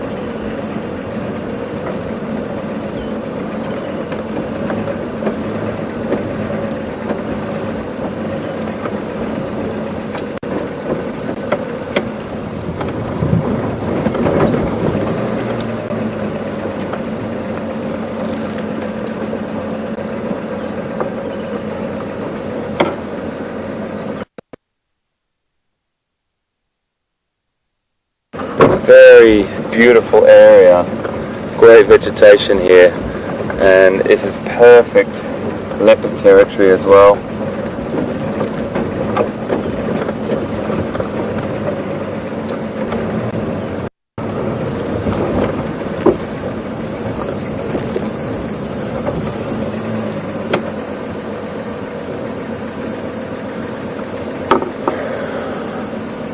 Folks, I'm going to cross over to Pete just while we have a little look around here. So let's cross to him and see what he's up to. And I promise you, if we find anything in this little block here that we're looking at, we've got a really good feeling about for some reason. Cedric and I are going to have a look around here. Cedric's one of the other guides. Let's cross to Pete. We'll see you just now, and we'll come back as soon as we find something.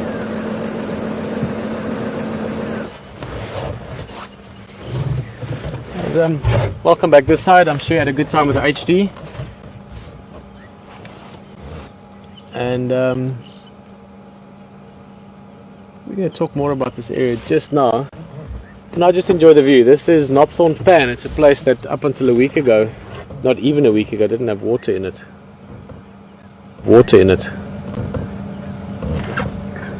This is one of those classic sort of almost compositions. If you want the water in the front, the nice big tree in the back, the dead tree in the back. Beautiful little clearing as well. So the kind of place again that if you have the right wildlife, and you're here at the right time, it can be something quite special.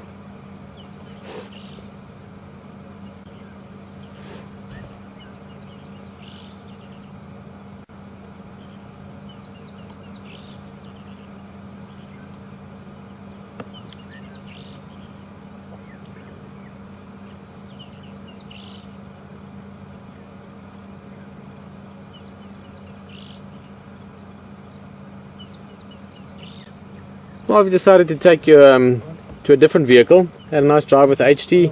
I'm sure you had a good time with him.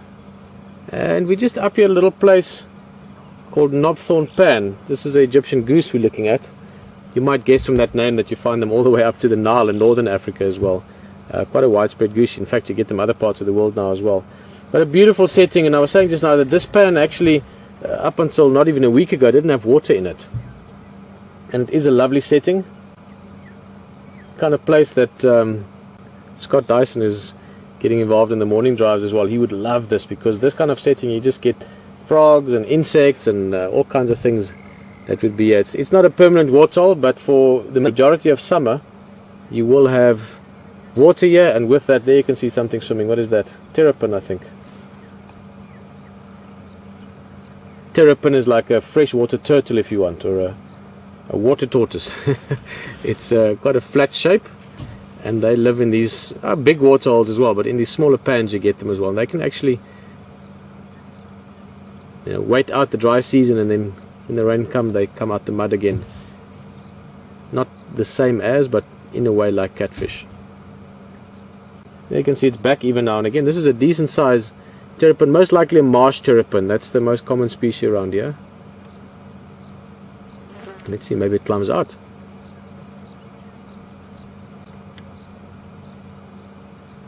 There we go.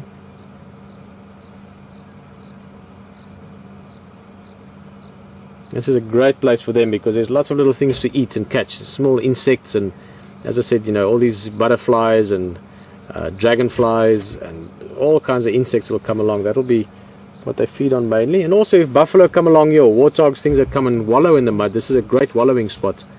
Those terrapins will go up to them and they'll eat the ticks off them, so they help clean the larger predators that come for a swim or a mud bath as well. Well, from the water just to our left here, it's actually coming a bit closer now. This is a bird that we've heard a few times when they're calling. They're beautiful to watch when they're calling. They make a brilliant sound as well. Just there you can see it sort of behind our shadow, or beyond.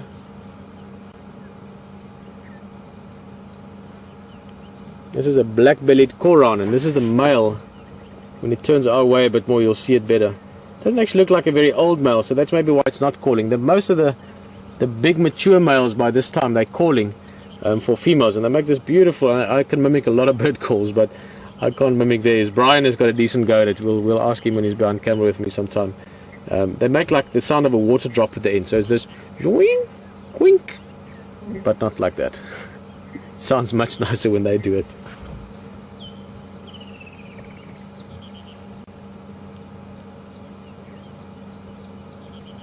Very similar, I guess, in a way to the roadrunner that you guys get in North America. That's probably what that I think of first. But then again, I don't know the North American wildlife that well. I've travelled there a bit and I've read about it quite a bit, but I haven't yet, let's leave that word in there, I haven't yet spent much time with North American wildlife. Maybe down the line. It'd be great to go and see the salmon run, or go to some of your amazing game reserves you have up there as well. I know Glacier National Park, a friend of mine that runs a big reserve in the Kalahari now, he said it's one of the most beautiful places he ever saw. Yosemite National Park, which I've been to, it's a stunning, stunning place. So you must always remember there's a lot of beautiful wildernesses in our world.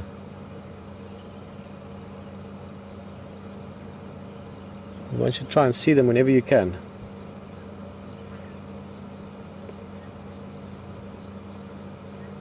Also eating insects, you can see sharp beak. Typically animals with these long, thin or long and sharp beaks would be insect eaters, so sort of like pincers, or something that can grab things. Or insect eaters tend to have thicker, stronger, sort of more stubby bills. or beaks. Beautiful bird though.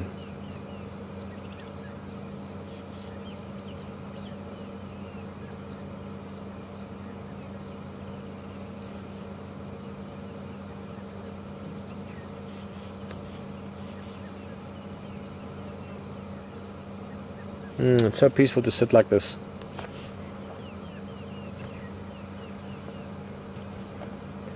It's one of the great sort of pleasures of game drives as well, is obviously driving around looking for things.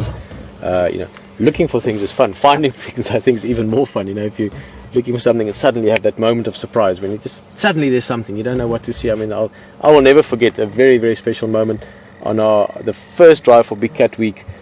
3 minutes before live, we were still looking around for a few things. We knew there was a leopard in the area maybe, but we were hoping maybe later in the afternoon, and literally minutes before, I spotted a leopard right up in the tree, and it was a very difficult spot, and that moment is very exciting. So driving around is great, but finding things is a lot of fun as well. But the other thing I was actually trying to say is to sit at a place like this, just such a nice view and such a nice setting. It's something that in itself could be very enjoyable and very fulfilling.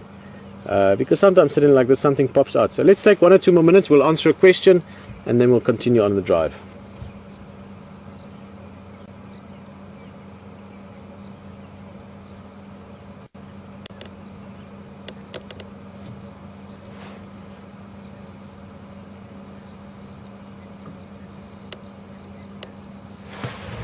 Okay, of course. No problem, Doris, I can do that. Let's have another look at the bird. It's also not that often you see them so close. They're sometimes a bit shyer. I think it's because we've been sitting here for a while. We decided we're not to... Oh, beautifully, standing right in the light there.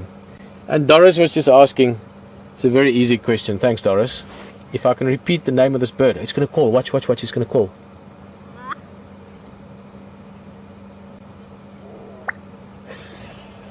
So this just makes me smile every time they do that. That's amazing. So close to us. Could you hear that, Liam? Yep. Okay, so everyone could hear that nicely. That's great. Boink. As I said, not my best imitation, but I just love watching them as well as the sound that you hear. But Doris, your question, what's the bird's name? Let me just repeat that. It's a black-bellied as in stomach, black-bellied korhaan. Now nowadays they use the word busted as well for the korhaans. And korhaan is, I would guess it's from the Afrikaans name way back, which is, you spell it K-O-R-H-A-A-N, and it's effectively refers to like a bush chicken, if you want. Oh, sorry, you snuck up on me there. I was watching the bird. Cool, let's go for a drive, guys. Yeah, it was a sneaky one.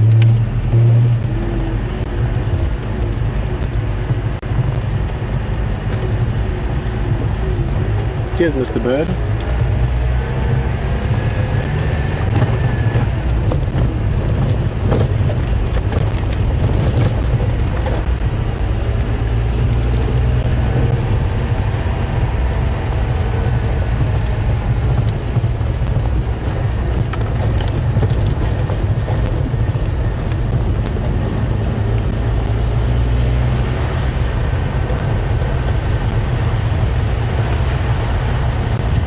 There goes a duiker running away.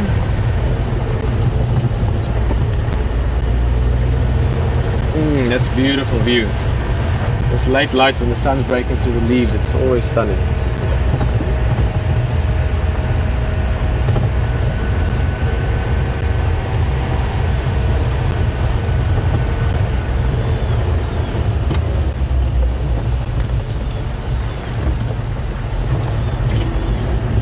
Go boys.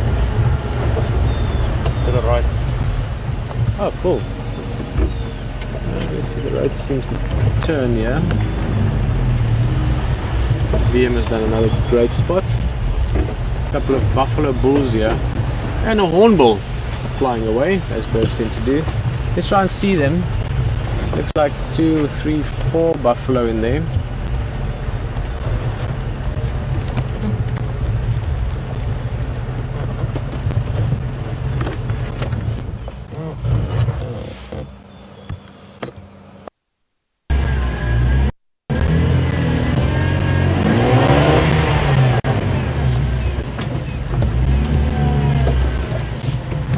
Right, let's just get turned here.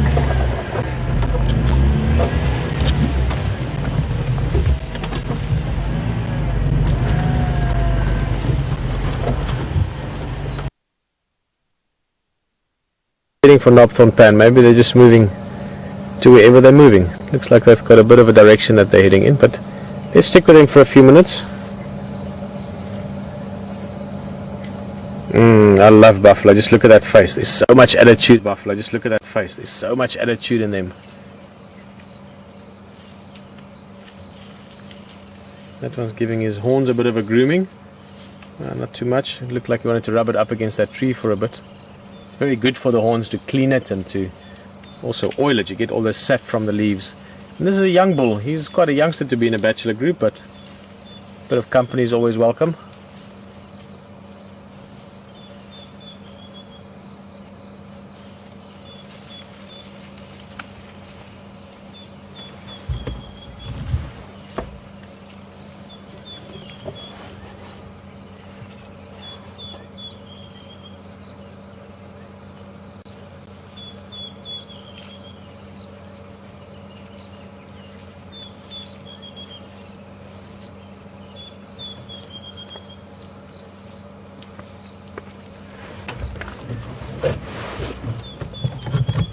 Copy, just confirm we are live. Okay, cool. Okay, guys, we have to do a quick lip sync, so we're just going to make sure that my lips and the sound match up. If you don't mind, well, the dragonfly. And I'm going to do this as well. Cool bananas. Let's look at the buffalo.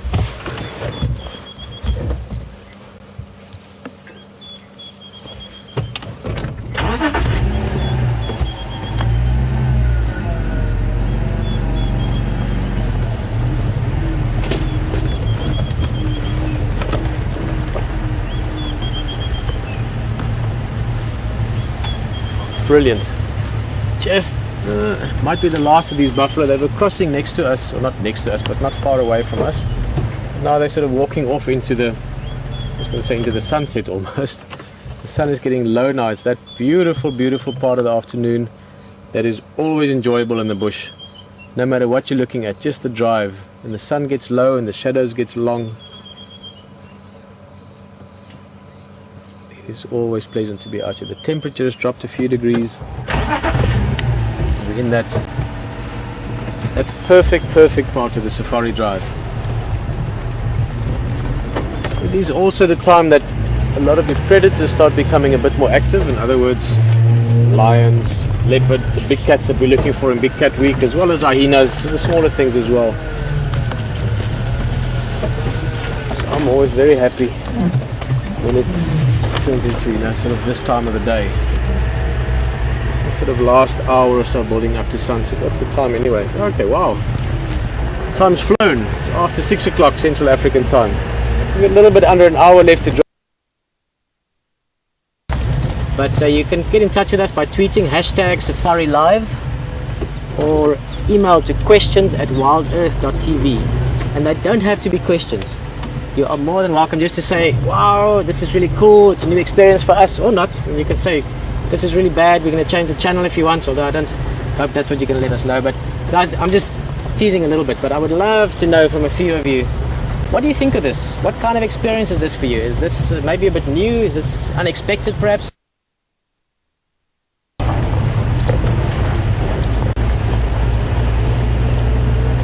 Flies around, I feel like a buffalo. I'm going to go stick my head in the mud just now. Rub it against the tree afterwards.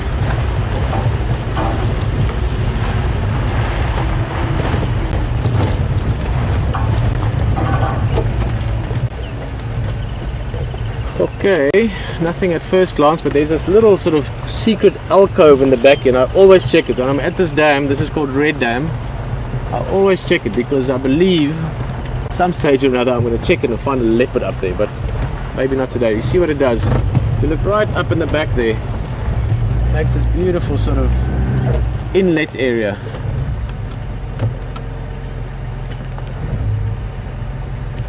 Hey, sorry, there's a fly in my eye.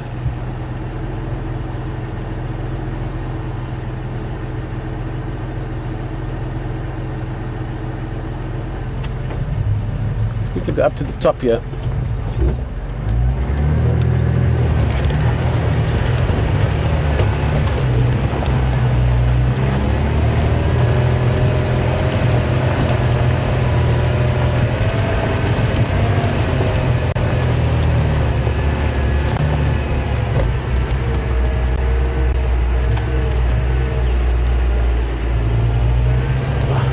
Such beautiful light now.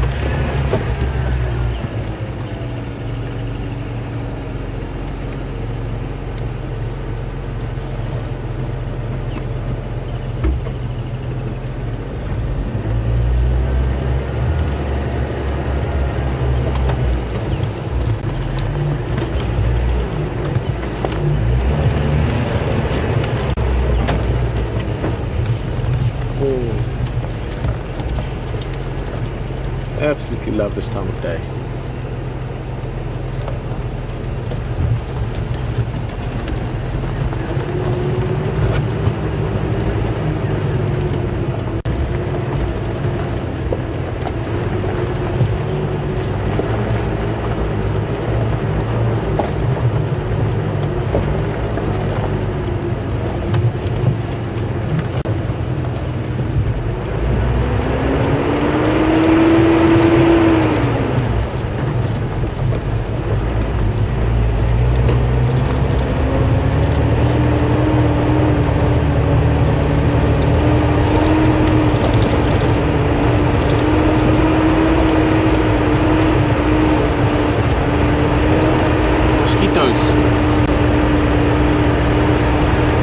Like mosquitoes out here, they can carry malaria. It's not a high risk area, but it's certainly not a low risk area either. It's sort of there in the middle risk area when it comes to malaria.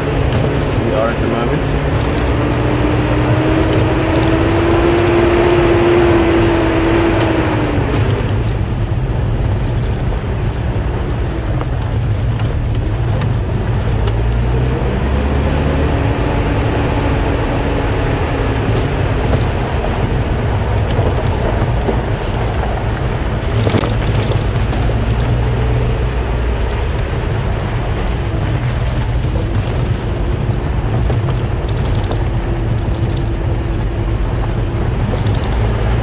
Continue back east a little bit.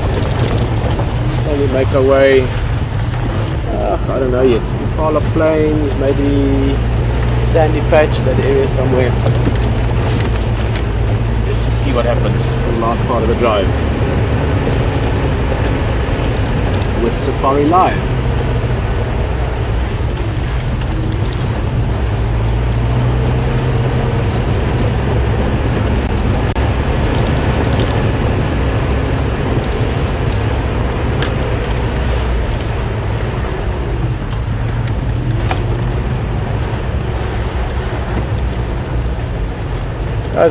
This is just a dove, but this light is just so incredible.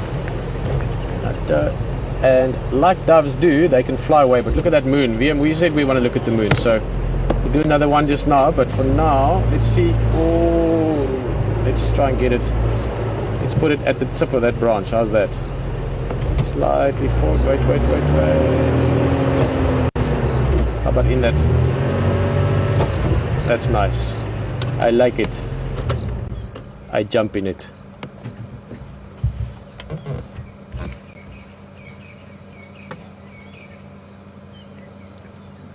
Now we need a little lizard or a gecko or a skink or something to stick his head out from under that bark.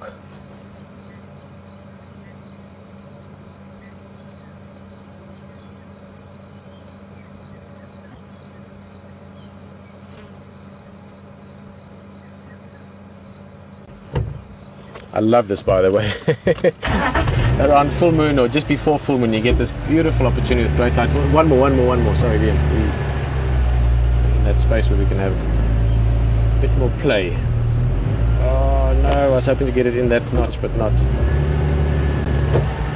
No, never mind. We'll do another one just now. There we go. Let's quickly show you how fast it moves. For those of you that are really into math, you can do the mathematics if you take the time relative to the space and all that kind of things. But distance of the tree is about 3.5 meters from VM. You can work out how far the moon is, triangulate it, work it out. But watch how that moon goes in behind that branch while we're watching it.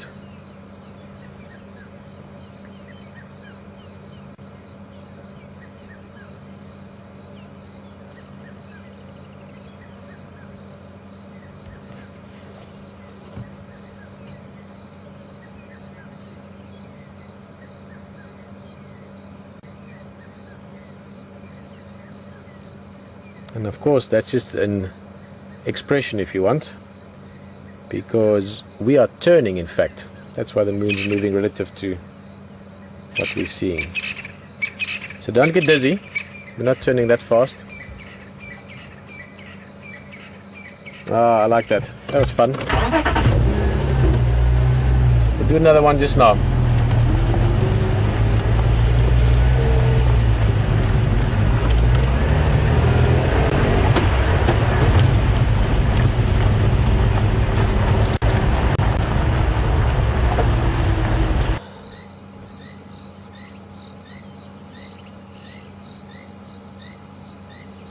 I'm so happy that we could be part of Big Cat Week. You know, Big Cat Week is something that I've heard of over the years as well. I mean, that little yellow rectangle that we're driving around with now is something that I personally, like any and all of you, I'm sure the same.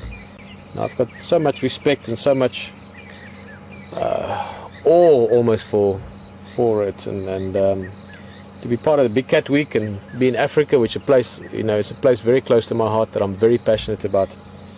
It's something I'm, you know, hugely excited about.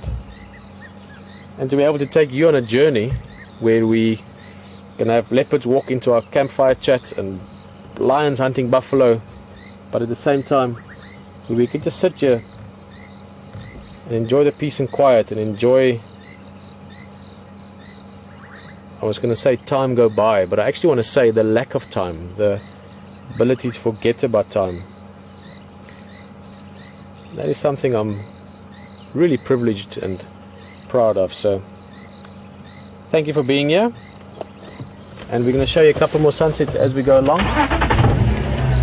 and hopefully in what is about 40 minutes that's left you can find your cat as well. So let's see what happens.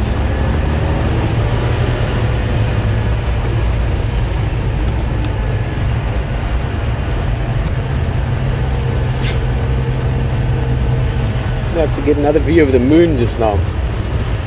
The earlier one looked really nice.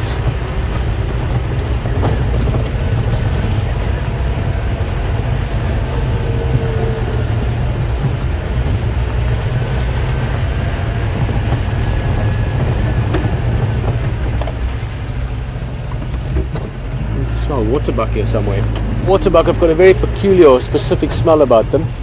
Yeah, let's see how this could work for the moon. This dead branch, if the shape of it works.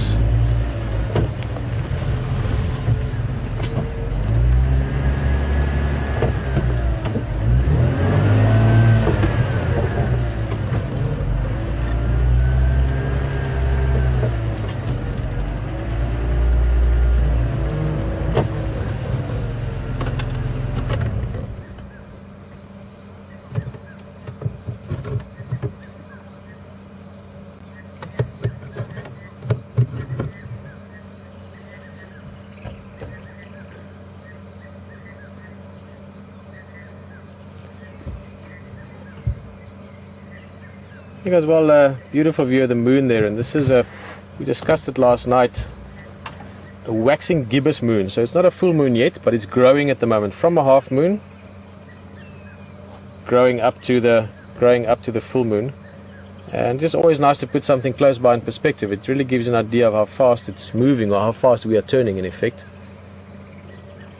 But we're going to continue on a bit, get our wheels rolling and see what else we can find towards the end of the drive. And you're going to jump on the vehicle with Hayden. So enjoy it that side. We'll see you back here just now.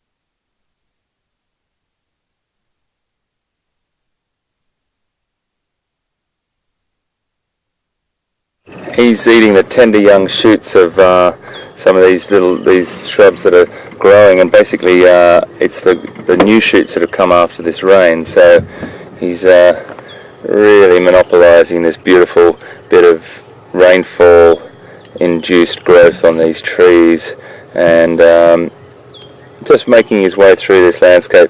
Now this area here might look a little bit stark and burnt out compared to the rest, and that's because it was.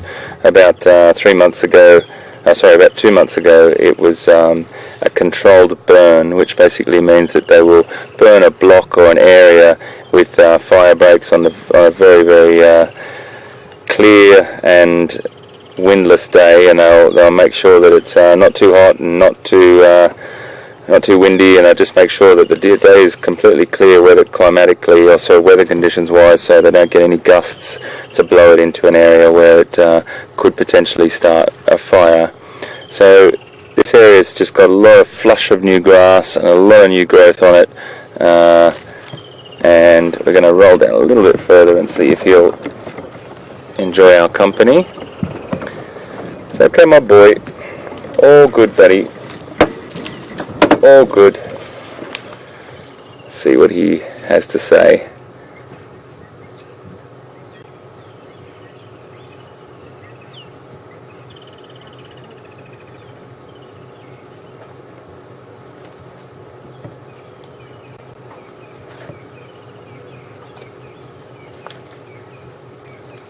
Beautiful boy.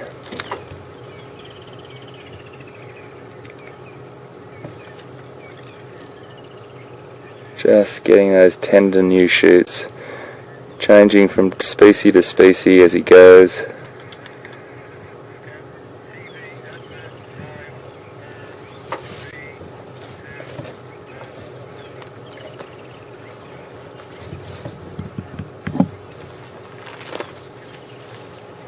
Hello, my boy.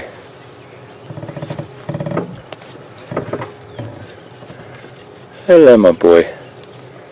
All good, buddy. All good.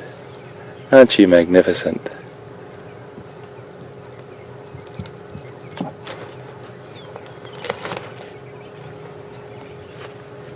Aren't you beautiful? He's about 2 meters, 3 meters from our vehicle now, a little bit more. He's so relaxed. Absolutely beautiful. And these bulls will just spend a bit of time solitary and maybe join up with some others. It's very transient, the bachelor herd. Sometimes they'll go off and spend some time by themselves, and other times they'll join up with a group of bachelors, and then when time comes for they can actually pick up the scent of a female in estrus, they'll trail a herd, and they'll wait until that female is perfectly timed, and then offer their services. He's beautiful. What a perfect animal.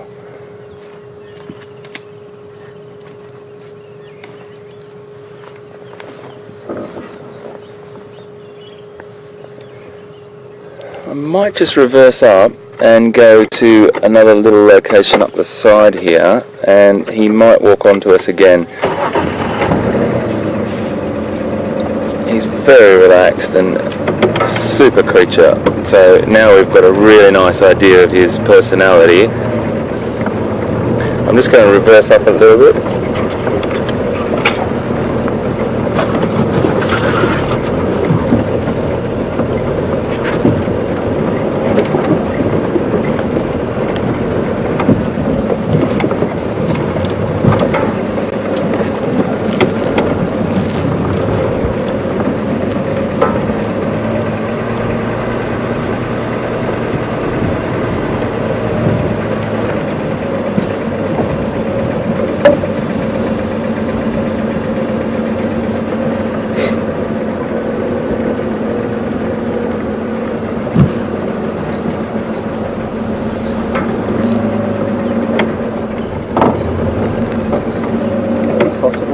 So anyway, it's a bit of a hard angle. Yeah, not a good angle. No, I'll try and get you around a little bit better than that.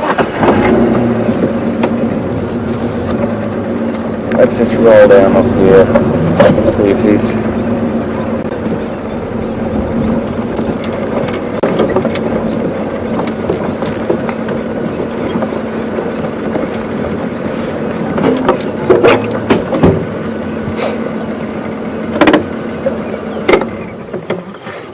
Okay, my boy.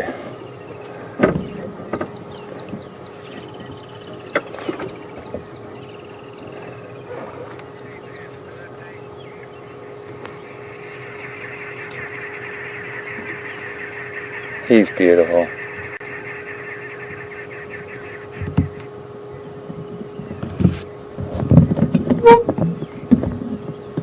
Just a super looking animal, isn't he? Using that wonderful trunk to pick out whatever he wants. It's like a salad bar, really. Going to the salad bar and getting whatever you want. A little bit of this and a little bit of that.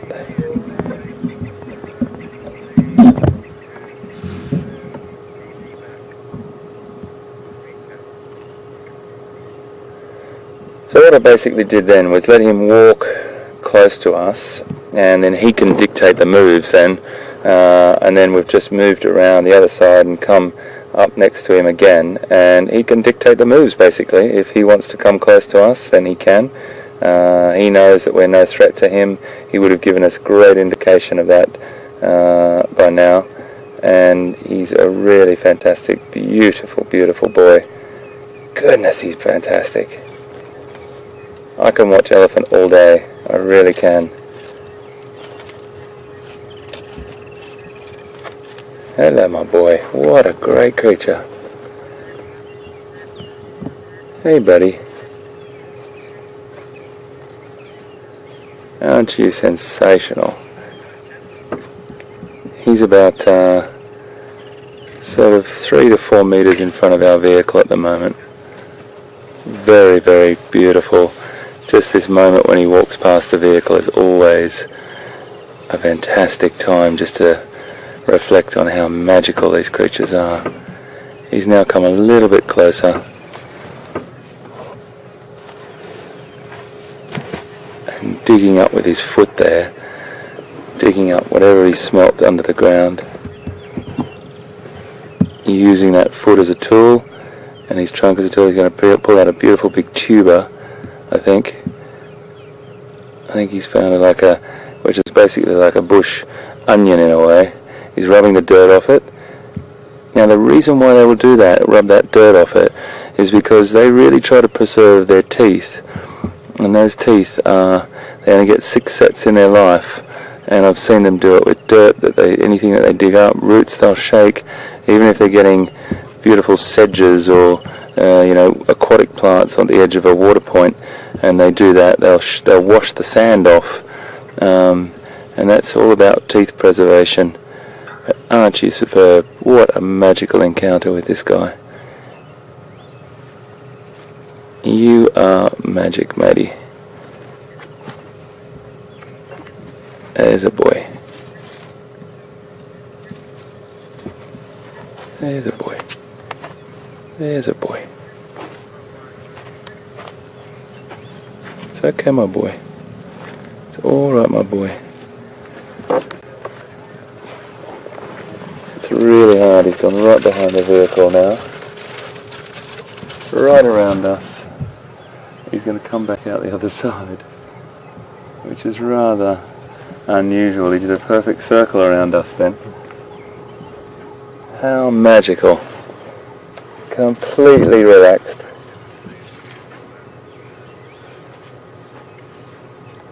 Really nice. He just did a complete turnaround and he's gone back the other way.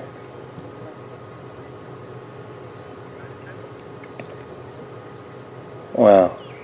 That was special, Brian.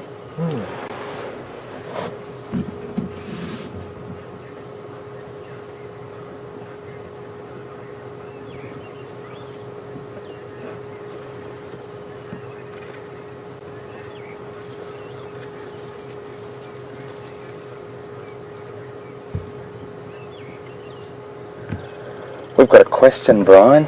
Fantastic. We've got a question from Jackie's class in Illinois.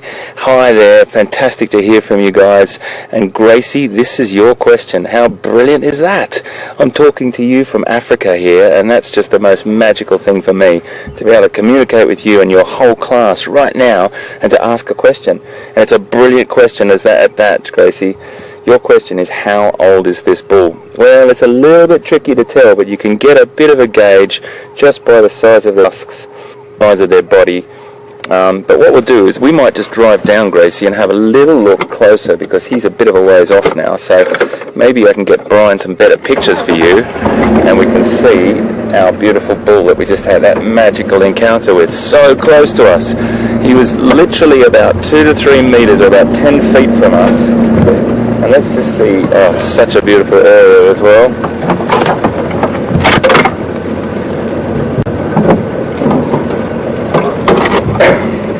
So Gracie, just wait for me for 1 second, and all of Gracie's class and Miss Jackie, just wait for a second. We're going to get up nice and close to this beautiful bull elephant again, who's been so wonderful to us and given us the beautiful encounter he just did. Circled right around the vehicle, only about 10 feet from us, and just was so relaxed and so patient. That's what I love about this place.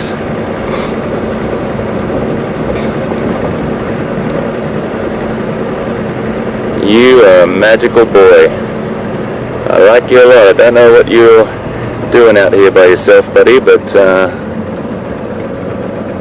and who have we got here? Mr. Pretorius. Fantastic. Fantastic. So, Pete's just turned up. I'll just carry on, finish your question, Gracie. So, Gracie, this bull here is probably in his mid-20s, I'd say. Probably mid-20s, yeah. So he's young. They live up to 60 in the wild. Just depends on so many things, Gracie, and everyone else in your class. There's lots of factors that depend on how long an elephant will live. But they live to about 60, and this boy here is in his sort of mid-20s, I'd say, late 20s. Could be even a little bit older than that, but he's in perfect condition. Everyone in your class, have a look how beautiful that skin is, and look at the tail there. That tail is really the only place that they get that hair, that long tail, and I tell you what, it's probably some of the longest hair that I've ever seen on an elephant's tail. He's having a fine time here, choosing all different types of vegetation and having a fantastic time. So Gracie and Miss Jackie's class, brilliant question. Fantastic to talk to you guys again. And I've got a visitor. You got Miss Jackie's class on there? Miss Jackie's class. Fantastic. Miss Jackie's class. Isn't that magic? I didn't say hello quickly. I'm going to the hyena den to see if we can find anything there. Alright mate, no worries. So the Ellie, guys, fantastic that the class is on the drive. We love it. See you later.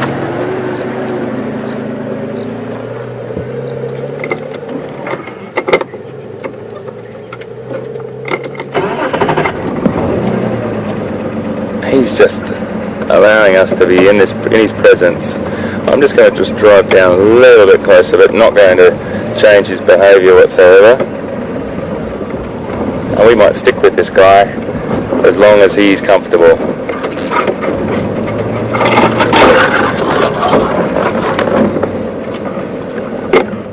Hello, my boy. Really nice to be with you, sir.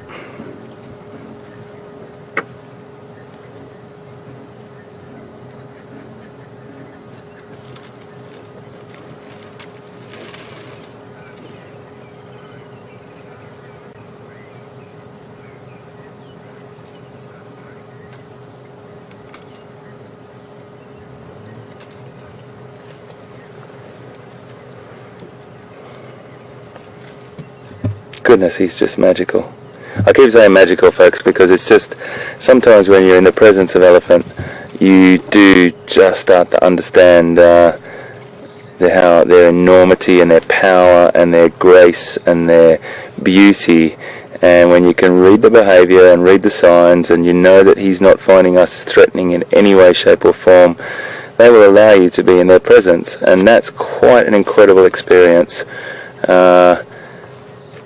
He's just having a really beautiful forage through this area, and he's behind a little shrub at the moment, but I'm just going to let him walk on, because I don't want to start the car too many times, back and forth, let him have some peace, and just he's going to walk up probably a little bit closer to us in a second.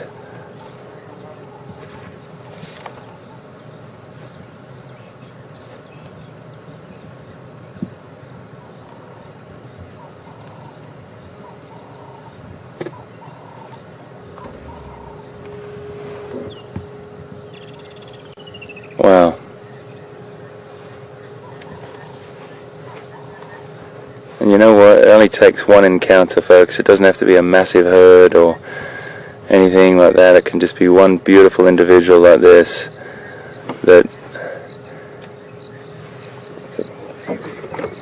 Let me just move forward a little bit. Brian's just got this tree right in his vision. He's doing his best there, but...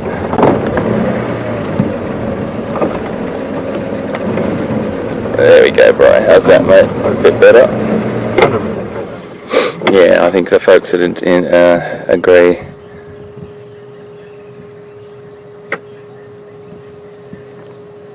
Really great view there of how wrinkled and patterned that skin is, but just don't take it as being tough and can withstand anything. It's very delicate, and they do regular dust bathing and mud bathing and so on to look after that skin.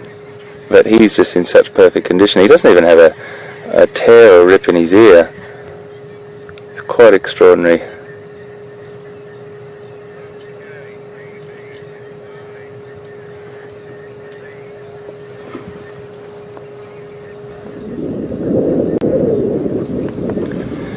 So we've been sitting with him now for about 10 minutes. I'm just going to continue because he's giving us he's not giving us any signals that he's unhappy, so I'm just going to drive up and not get in his way, but just sort of sit near him. I'm going to go back on the road here, folks, because he's coming up to a road.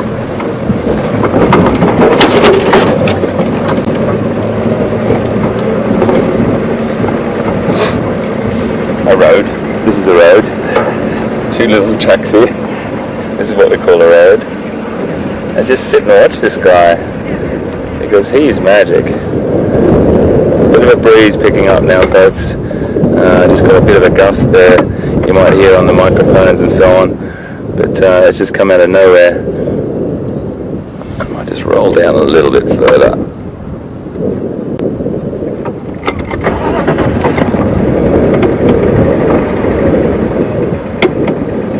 It's just about predicting where he's going to. We don't want to get in his path, of course. We just want to sit and watch him nice and close, and just to let him know that we're not in any way, shape or form impeding his natural behaviour.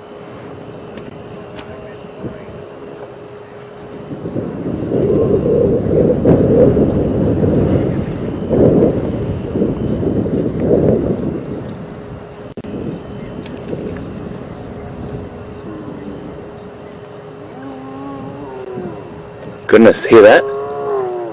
Hear that? That's the lion. That is the lion. Okay, folks. Okay, you know what I'm going to do, folks? I can just hear those lion... Listen to that.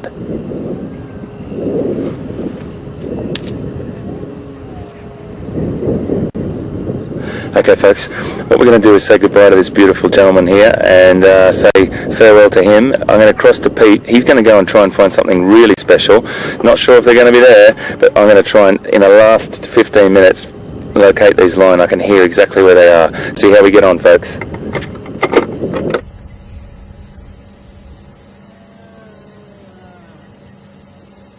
They're just coming out, guys. We've just been waiting here. We're going to go closer just now, but we're at the hyena den, and one hyena just came walking in while we stopped here, and there was this beautiful greeting ceremony and call going on, this sort of low, you might hear it again just now, sort of like a throaty howl almost.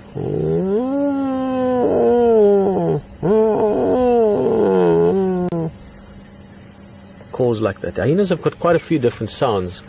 People typically think of that sort of laughter or laughing sound, which is what they do when they're very excited around kills, when they're trying to intimidate lions perhaps, or even other hyenas. But they've got a lot of other vocalization sounds that they use to communicate within the group, within the clan. And that's the youngster, little Ndapandula, the female that's about 5 months old, and we're going to hopefully see more of her just now. She's a beautiful little individual hyena, and sort of the central character, if you want, of this clan. The long necks, they've got actually very long necks. People don't always realize that. And that's partly to enable them to really get in there when they're competing for food around scavenging, and when there's lots of them busy scavenging around the carcass. Get in there and, you know, get to the good stuff before they lose out. Also very, very strong front quarters, strong shoulders, strong necks. Again, for being able to, you know, wrestle with the food and pull it out.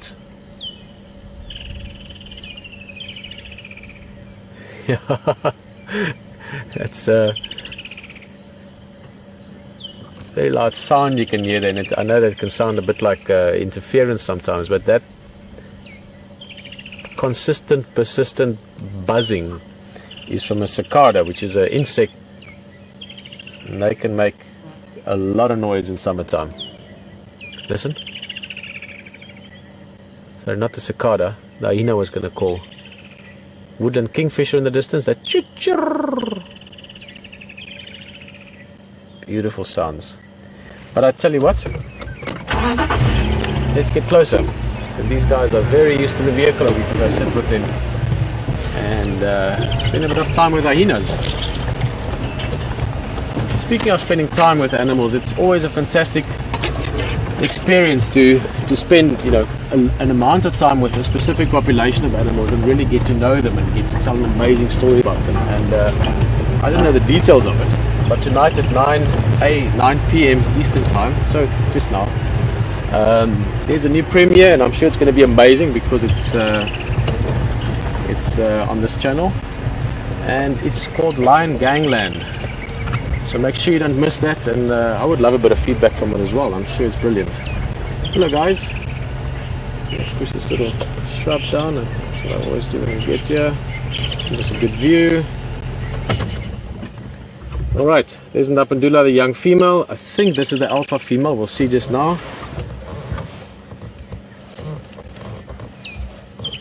Oh, there's another one coming in the distance. You're not going to see it yet, but we might have some more vocalization just now, some more calling. Love that sound.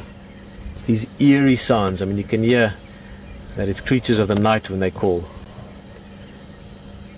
And this young one can be very curious. I wouldn't be surprised if she comes and has a look at us just now.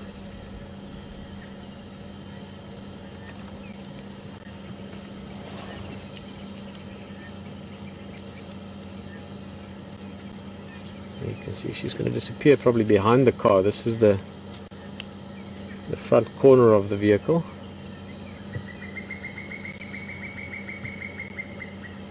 The other hyenas walking around right behind us at the moment. Fortunately, can't be all or see all places all at once. We will stay with them and show you different views.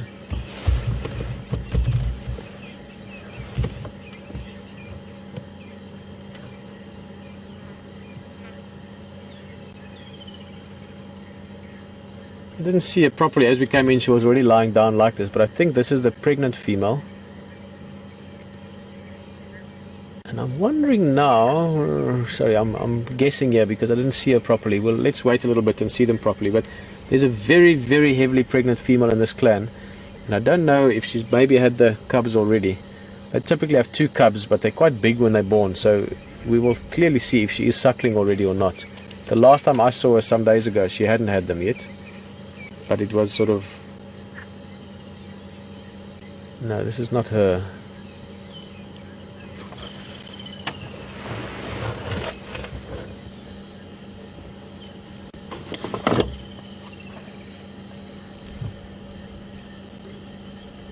Oh, this one's mother perhaps. That's amazing. This one's mum. It's not the pregnant female.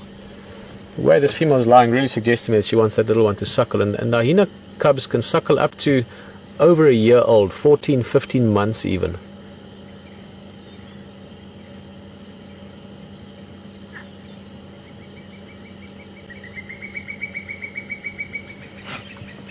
With most of your other big predators, they don't suckle nearly that long. But with the hyenas, that can be, as I said, over a year.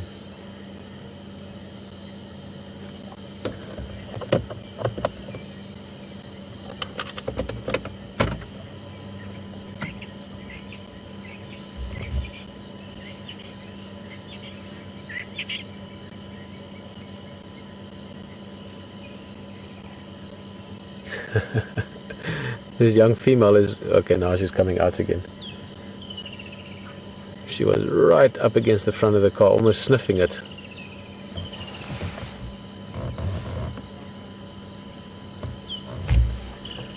And we've now got, we'll turn in a bit, but for now this is the better view. We've got 2 adults behind us, and these two in front. So 3 adults and 1 youngster that we can see at the moment.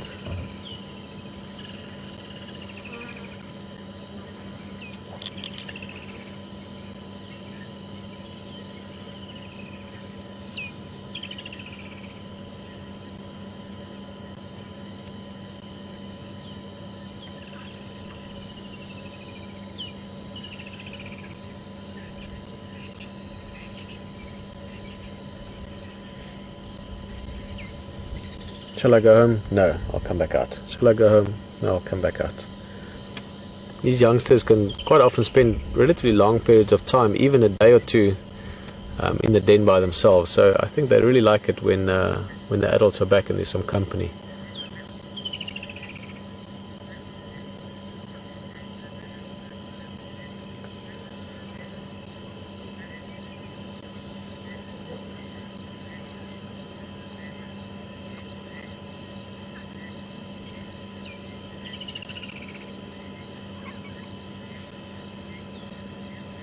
Oh wow, she's going to suckle right in front of us here.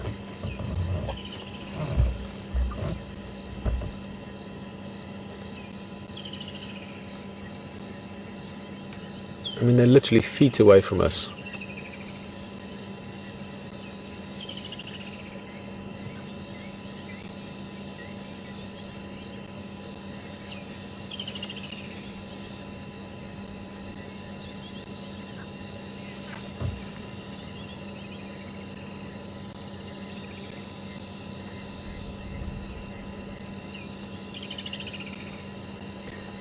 Wow, this is just very endearing to see. This female is suckling her cub right in front of us. I mean, they are, let me get a good estimate, 8 feet, 9, 10 feet at the most in front of the vehicle.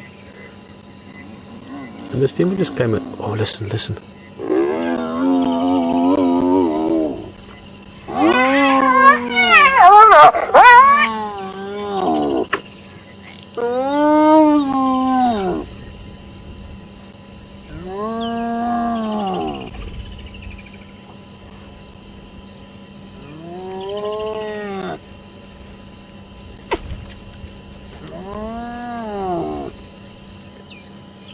Such strange animals, hyenas. I don't even know what that was about. And I've seen this often. I've sat with hyenas a lot of times, and all the animals that I like, and I like hyenas a lot. I mean, all the other big animals, you know, elephant I love. I've spent a lot of time with elephants, and you get to understand them eventually. The same with lions, same with leopards, you know, to an extent. But with hyenas, I've just always had this feeling like I never really get them. It's like they're from a, you know, whole different frame of reference, the way they think, the way they operate. Oop, sorry, that's my light that fell there. See if we can get a bit more light on there for you.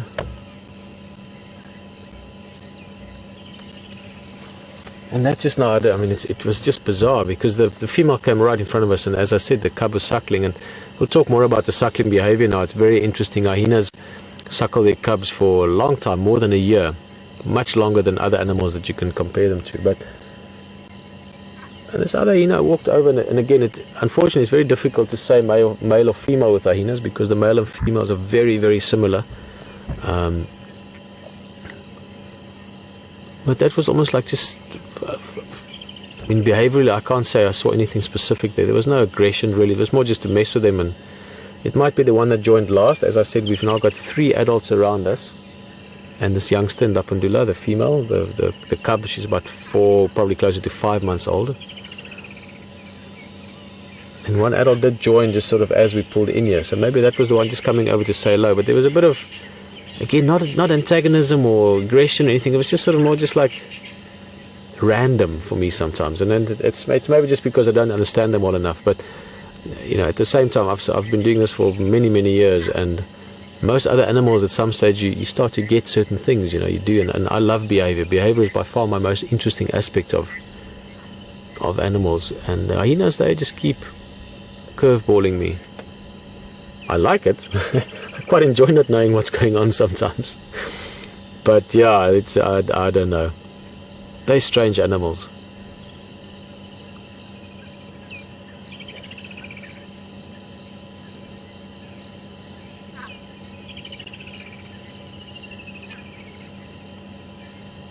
Yeah, the other one's coming back again. Look, look.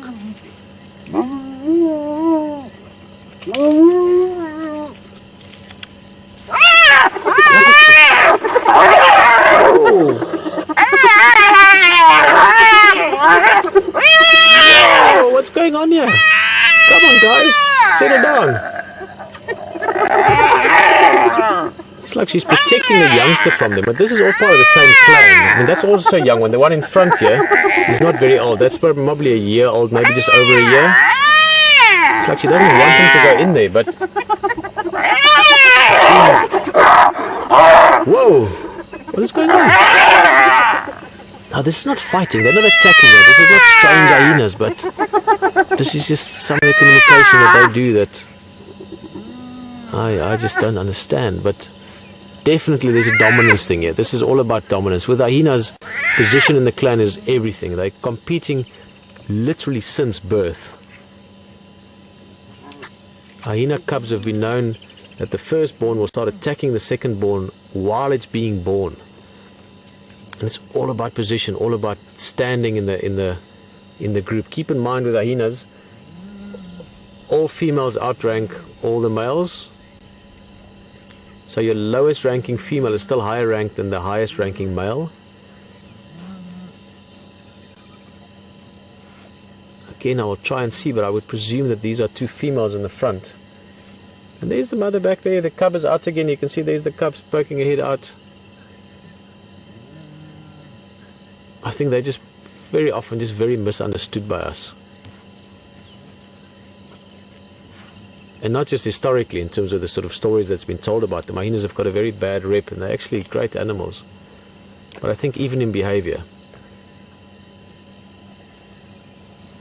it's probably to do with the fact that females and males have got extremely similar looking sexual organs. So you don't see a difference easily, and behaviorally as well. They the females behave in a very dominant fashion all the time. It's just very different. Hyenas had people studying them. I mean, scientists and people that studied them and spent time with them baffled for a long time with their behavior. But what an amazing sighting! I mean, wow. I think we were all concerned at one stage. It's such an unearthly sound that they make. But they are part of the same group. These are not strange hyenas. Then there would be very different interactions. So, as much as it looks very aggressive to us, look at these guys now. Now they're scanning the surroundings. And that was all just part of their normal interaction with each other. Also, this group haven't seen each other perhaps for a while. I mean, we've been visiting this den quite a few times over the last few days, and it's only since this morning really when Scott came here that we saw there's nice activity. So speaking of activity, and this is what all of, wildlife watching is fantastic for many reasons. Live safari is for many reasons, but when you really get down to seeing animals and seeing behavior, you can see amazing things over time, and that's what you're going to see tonight at 9 o'clock Eastern Time with Lion Gangland. Make sure you don't miss that. And at the same time, I'm so happy you didn't miss this, because this is beautiful interaction. You see the young one is right there. This is all about who's who in the zoo kind of thing, just saying, hey, I'm bigger than you, don't forget I'm more important, no, you're more important, just this constant bickering in the group. But that was a great way to end the drive. Lots of action and great sounds. I love the sounds hyenas make. But for now, we are almost at the end of drive, so I'm going to say goodnight from myself, Peter Pretorius, from HT, and Brian earlier that you were with the elephant, and VM behind the camera, all the guys back in control. Thank you so much for an awesome drive, and I'm just happy that we had such a fantastic ending. Let's enjoy these hyenas for the last few minutes, seconds that we have left really, and we'll see you tomorrow.